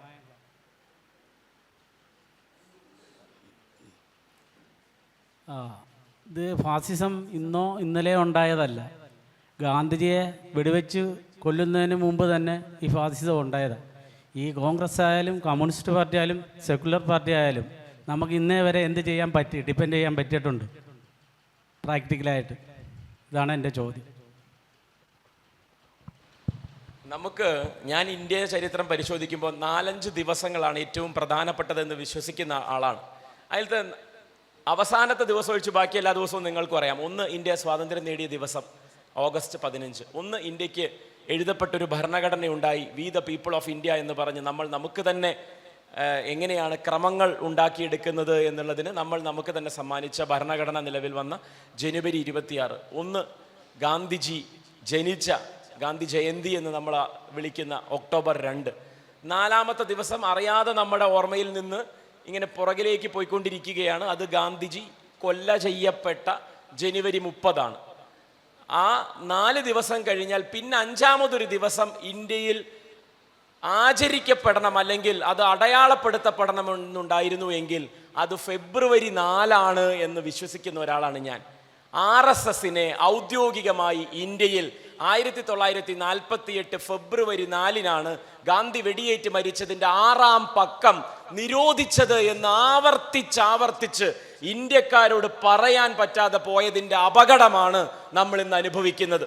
ഫാസിസത്തെ തോൽപ്പിക്കാൻ അന്ന് വന്ന ഫാസിസത്തെ നമ്മൾ എങ്ങനെയാണ് വേരറുത്ത് മാറ്റുന്ന വിധം അതിനെ നിരോധിക്കുക? ആലോചിക്കണം. RSS എന്നുള്ള സംഘടനയെ പട്ടേൽ എന്ന് പറയുന്ന ഇന്ത്യയുടെ ആഭ്യന്തരമന്ത്രി നിരോധിക്കുകയാണ് ഗാന്ധി വധത്തെ മുൻനിർത്തിക്കൊണ്ട്.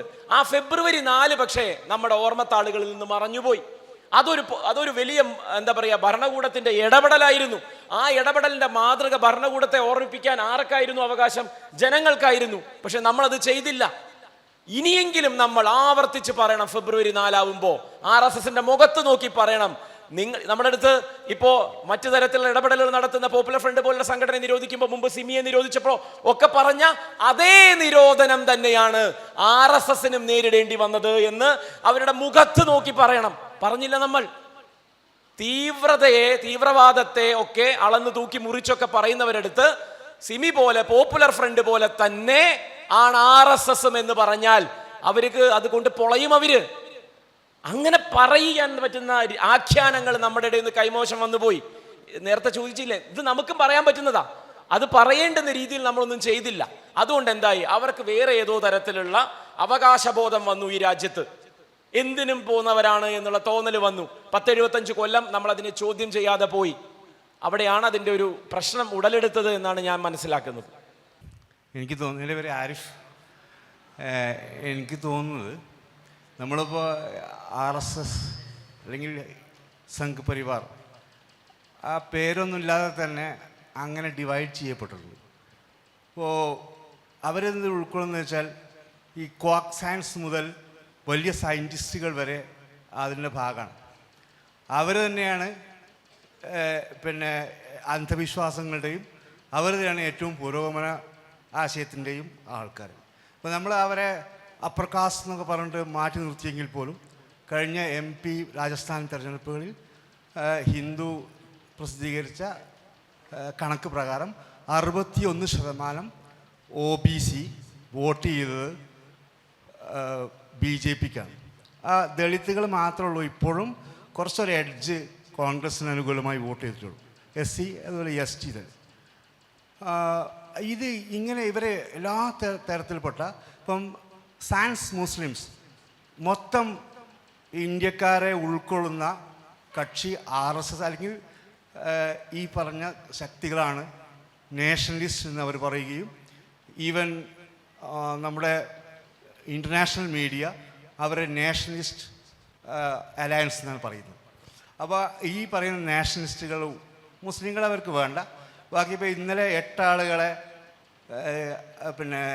ദോശ കഴിക്കാൻ വിളിച്ചതിൽ പോലും ഒരു മുസ്ലിം MP കാണാനില്ല. അപ്പോൾ അത് അവർ എക്സ്ക്ലൂഡ് ചെയ്യാണ്, ബോധപൂർവം ശ്രമിക്കുകയാണ്. ഇങ്ങനത്തെ ഒരു എല്ലാത്തരം ആളുകളെയും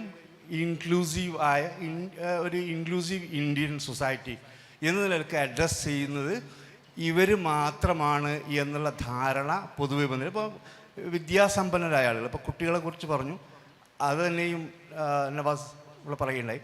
അത് തന്നെ ഇനിയിപ്പോൾ JNUവിലോ അതല്ലെങ്കിൽ ജാമിയ മില്ലിയ ഇസ്ലാമിയിലോ ചിലപ്പോൾ അവിടെ കുറച്ചുണ്ടെന്ന് വരും, AMU ഉണ്ടാവും. JNU അതുപോലെ ഡൽഹി യൂണിവേഴ്സിറ്റിയിൽ ഇവരൊന്നും പഴയ പോലെ രംഗത്ത് ഇറങ്ങുമോ എന്നുള്ളത്. കാരണം അങ്ങനത്തെ സമൂഹമില്ലാതെ JNUവിൽ അക്കാഡമിക് സമൂഹം, ഇപ്പോൾ അവിടെ നിന്നുള്ള അധ്യാപകനെ അടുത്തിടെ കണ്ടു, അവിടെ നിന്നുള്ള എല്ലാ സോഷ്യൽ സയൻസ് ഡിപ്പാർട്ട്മെൻറ്റുകളും പതുക്കെ നിർത്തി വരികയാണ്. അവരാണ് കുഴപ്പക്കാർ എന്നുള്ളത് കൊണ്ട് അത് പതുക്കെ നിർത്തി വരികയാണ്. ചർച്ചകളില്ല, ധാബകളൊക്കെ ഒഴിഞ്ഞു കിടക്കുകയാണ് എന്നൊക്കെ ആണ് അവിടുന്ന് കിട്ടുന്ന വിവരം. എന്ന് പറഞ്ഞാൽ ആ പഴയ JNU ഇസ് നോ മോർ, ഇനി നിലവിലില്ല. അപ്പോൾ വിദ്യാർത്ഥികൾ എവിടെ വരുമ്പോൾ കോഴിക്കോട്ട് എന്ന് പറഞ്ഞാൽ കോഴിക്കോടും പരിസരവും അല്ലെങ്കിൽ കേരളം എന്നുള്ള നമ്മൾ ആഗ്രഹിക്കുന്ന തരത്തിൽ കുറച്ചുകൂടി നിലനിൽക്കുന്ന ഒരു തുരുത്ത് എന്നുള്ള നിലക്ക് കേരളത്തിലുള്ള NITയിലുള്ള ഒരു സംഭവമാണ്. അപ്പോൾ ഇങ്ങനെ ഇതിനെ അഡ്രസ്സ് ചെയ്യാൻ ഓരോ ദിവസവും നമ്മളിങ്ങനെ കൊഴിഞ്ഞു പോകുക. ജയന്ത് സിംഗിൻ്റെ ഒരു 4 വർഷം മുമ്പുള്ള പ്രസ്താവന, അതും ഇന്നലെ വന്ന വളരെ ഞാൻ എൻ്റെ പുതിയ കുപ്പായ എടുത്തിട്ടിരിക്കുന്നു എന്ന് പറയുന്നത് പോലെ ലാഘവത്തോടു കൂടി ആശയം മാറുന്ന ആളുകളുടെ മുമ്പിൽ എങ്ങനെയാണ് ഇതിൻ്റെ മുമ്പിൽ പോസിറ്റീവായിട്ടാണ് ചിന്തിക്കേണ്ടത് വരും തന്നെയാണ് ആഗ്രഹം. പക്ഷേ ഇപ്പം അങ്ങനെ നോക്കുമ്പോൾ അങ്ങനെ തോന്നുന്നില്ല. ഞാൻ ആ ചോദ്യത്തെ 2 തരത്തിൽ ഉത്തരം പറയാൻ ആഗ്രഹിക്കുകയാണ്. ഒന്നൊരു ഇന്ത്യക്കാരനെന്ന രീതിയിൽ നമ്മൾ അതിനെങ്ങനെ കാണേണ്ടതെന്നാണ്. പ്രതീക്ഷ കൈവിടുകയും നിരാശ ബാധിക്കുകയും ചെയ്യുന്ന മനസ്സുകൾക്ക് പോർക്കളത്തിൽ എത്തും മുമ്പേ അവർ പരാജയപ്പെടും എന്നാണ് നമ്മൾ പറയാറ്.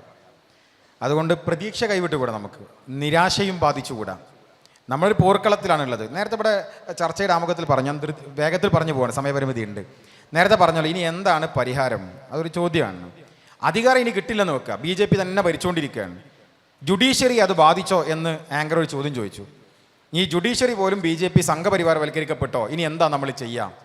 എൻ്റെ അഭിപ്രായം, രാജ്യത്തിൻ്റെ ജുഡീഷ്യറി എന്ന് പറയുന്നത് ഒരു കോൺക്രീറ്റ് ബിൽഡിംഗ് ഒന്നല്ല, മനുഷ്യരാണ്. കോടതി വിധി പറഞ്ഞു എന്ന് പറഞ്ഞാൽ കോടതി ഒരു മനുഷ്യൻ പറയുന്ന വിധിയാണ് കോടതി വിധി. ഇപ്പോൾ ബാബരി വിധിയിൽ തന്നെ നമ്മൾ ആശങ്കപ്പെടുന്ന ഒരു കാര്യം, കോടതിക്ക് മുമ്പിൽ ആ സുന്നി വഖഫ് ബോർഡിൻ്റെ റിപ്പോർട്ട് വരാതിരിക്കാൻ മുൻകൂട്ടി ഒരു ധാരണ ഉണ്ടായിരുന്നുവോ എന്നൊരു സംശയം നമുക്കുണ്ട്.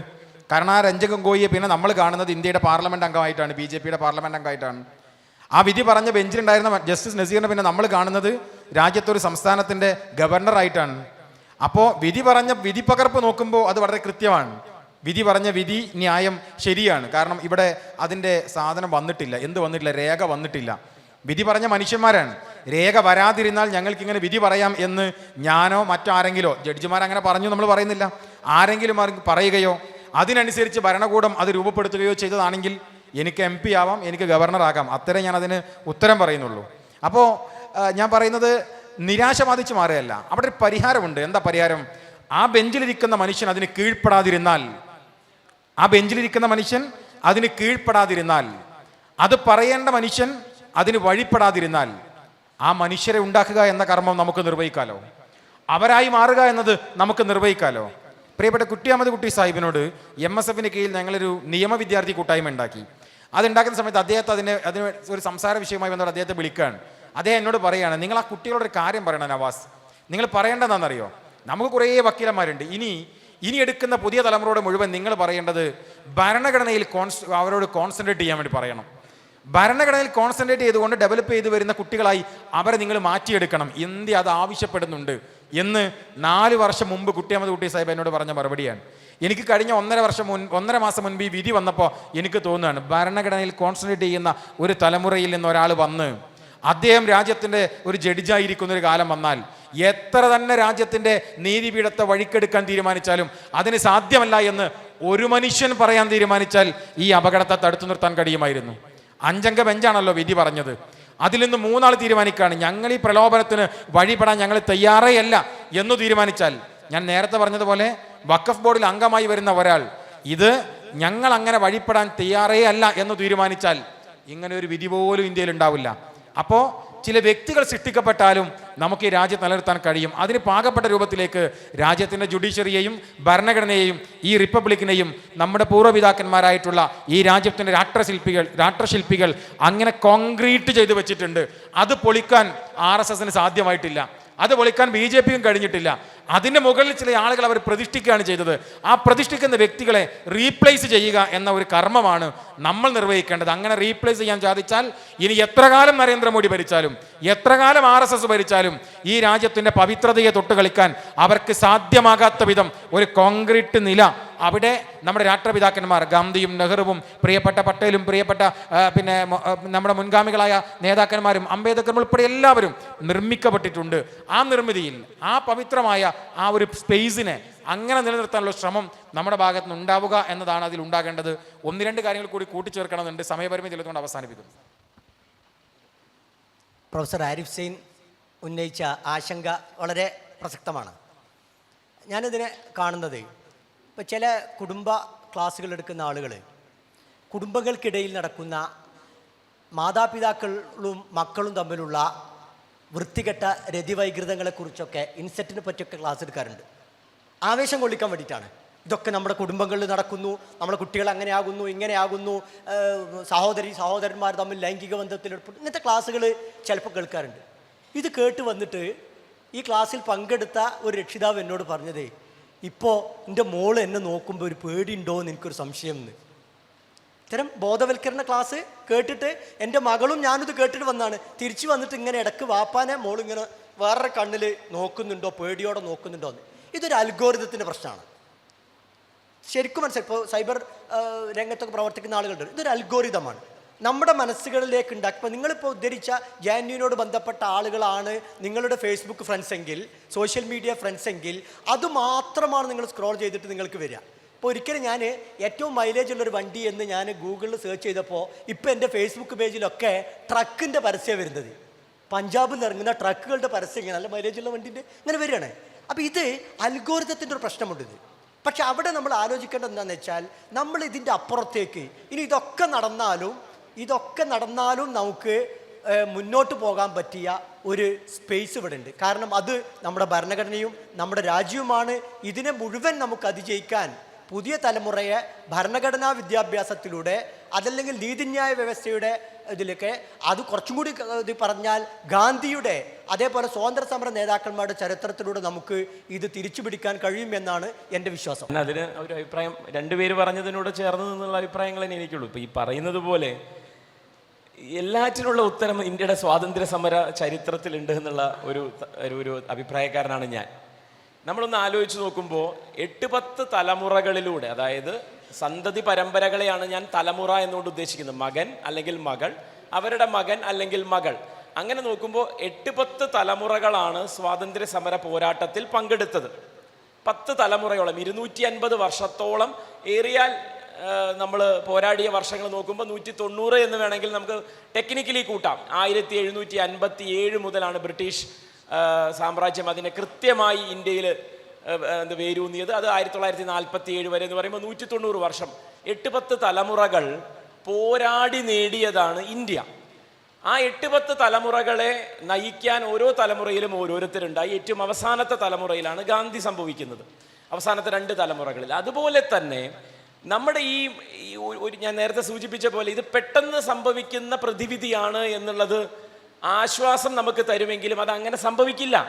പ്രതിവിധി, കാരണം RSSനെ സംബന്ധിച്ചിടത്തോളം അവർ 10-90 വർഷമെടുത്താണ് ഈ രാജ്യത്തിനെ ഇങ്ങനെ കുട്ടിച്ചോറാക്കിയത്. അവർ 10-90 വർഷവും അതിൻ്റെ പുറകിൽ തന്നെ പിടിച്ചു. നമ്മളും അടുത്ത 10-90 വർഷവും ഇതിൻ്റെ പുറകിൽ പിടിക്കാതെ 5-8 ദിവസം കൊണ്ട് ഇതൊക്കെ അങ്ങോട്ട് മറികടക്കാമെന്ന് വിചാരിക്കുന്നത് ശുദ്ധ മണ്ടത്തരമാണ്. അതിന് നമ്മളെ സ്വയം തയ്യാറാക്കുക എന്നും നമ്മുടെ അടുത്ത തലമുറയെ തയ്യാറാക്കുക എന്നുള്ളത് നമ്മുടെ ഉത്തരവാദിത്വമാണ്. അത് വീട്ടിലെ നമ്മൾ സംസാരിക്കുന്നതും സ്കൂളിൽ പോകുന്ന കുട്ടിയോട് നമ്മൾ സംസാരിക്കുന്നതുമായിട്ടുള്ള കാര്യങ്ങളിൽ ഇതിൻ്റെയൊക്കെ ഓരോ കഷ്ണങ്ങൾ കൊണ്ടുവരാൻ നമുക്ക് സാധിക്കണം. ആ കുട്ടിയുടെ ബോധത്തെ അങ്ങനെ കൊണ്ടുവന്ന് എത്തിക്കുന്നതിൽ നമുക്ക് വലിയ പങ്കുണ്ട്. പിന്നെ ആ കുട്ടി തന്നെ അത് ഏറ്റെടുത്തോളും. ആ കുട്ടി അടുത്ത തലമുറയാകുമ്പോഴേക്കും അതിൻ്റെ ഇരട്ടി ആവേശത്തിൽ അവരതിലേക്ക് കടന്നോളും. അപ്പം നമ്മൾ തന്നെയാണ് നമ്മുടെ അടുത്ത തലമുറയെ അരാഷ്ട്രീയവൽക്കരിച്ചതിൻ്റെ പൂർണ്ണ ഉത്തരവാദികൾ. ഞാനാണ് എൻ്റെ അടുത്ത തലമുറയെ അരാഷ്ട്രീയവൽക്കരിക്കുന്നത്, നവാസാണ് നവാസിൻ്റെ അടുത്ത തലമുറയെ അരാഷ്ട്രീയവൽക്കരിക്കുന്നത്. അത് കുടുംബത്തിൽ നിന്നാണ് സംഭവിക്കുന്നത്. നിർഭാഗ്യവശാൽ ആ കുടുംബത്തിൽ ആ രീതിയിലുള്ള കാര്യങ്ങൾക്കുള്ള പ്രസക്തി നഷ്ടപ്പെടുന്നതിനെ തിരിച്ചു പിടിക്കണം. അങ്ങനെയായിരിക്കണം അതിനെ ഒപ്റ്റിമിസ്റ്റിക് ആയിട്ട് നമ്മൾ നേരിടേണ്ടത് എന്നാണ് ഞാൻ മനസ്സിലാക്കുന്നത്. നന്ദി. ഈ ചർച്ച ഇവിടെ അവസാനിപ്പിക്കുകയാണ്. ഈ ചർച്ചയുടെ ഒരാകത്തുക എന്ന് പറയുന്നത് ഫാഷിസത്തിൻ്റെ സഞ്ചാരം നിന്ന നിൽപ്പിൽ അവസാനിപ്പിക്കാനുള്ള ചോദ്യങ്ങൾ നമ്മൾ ഓരോരുത്തരും ഉയർത്തിക്കൊണ്ടിരിക്കുക എന്നുള്ളതാണ്. ജനാധിപത്യം എന്ന വലിയ ഉത്തരത്തെ ആളുകളിലേക്ക് എത്തിക്കുക എന്നുള്ളതാണ്. അതിന് ഈ ചർച്ച സഹായകമാവട്ടെ എന്ന് ആഗ്രഹിക്കുന്നു, പ്രാർത്ഥിക്കുന്നു. ഡോക്ടർ സരീൻ, അതുപോലെ തന്നെ P K Navas, doctor Zulfikar Ali തുടങ്ങിയ എല്ലാവർക്കും നന്ദി പ്രകാശിപ്പിക്കുകയാണ്.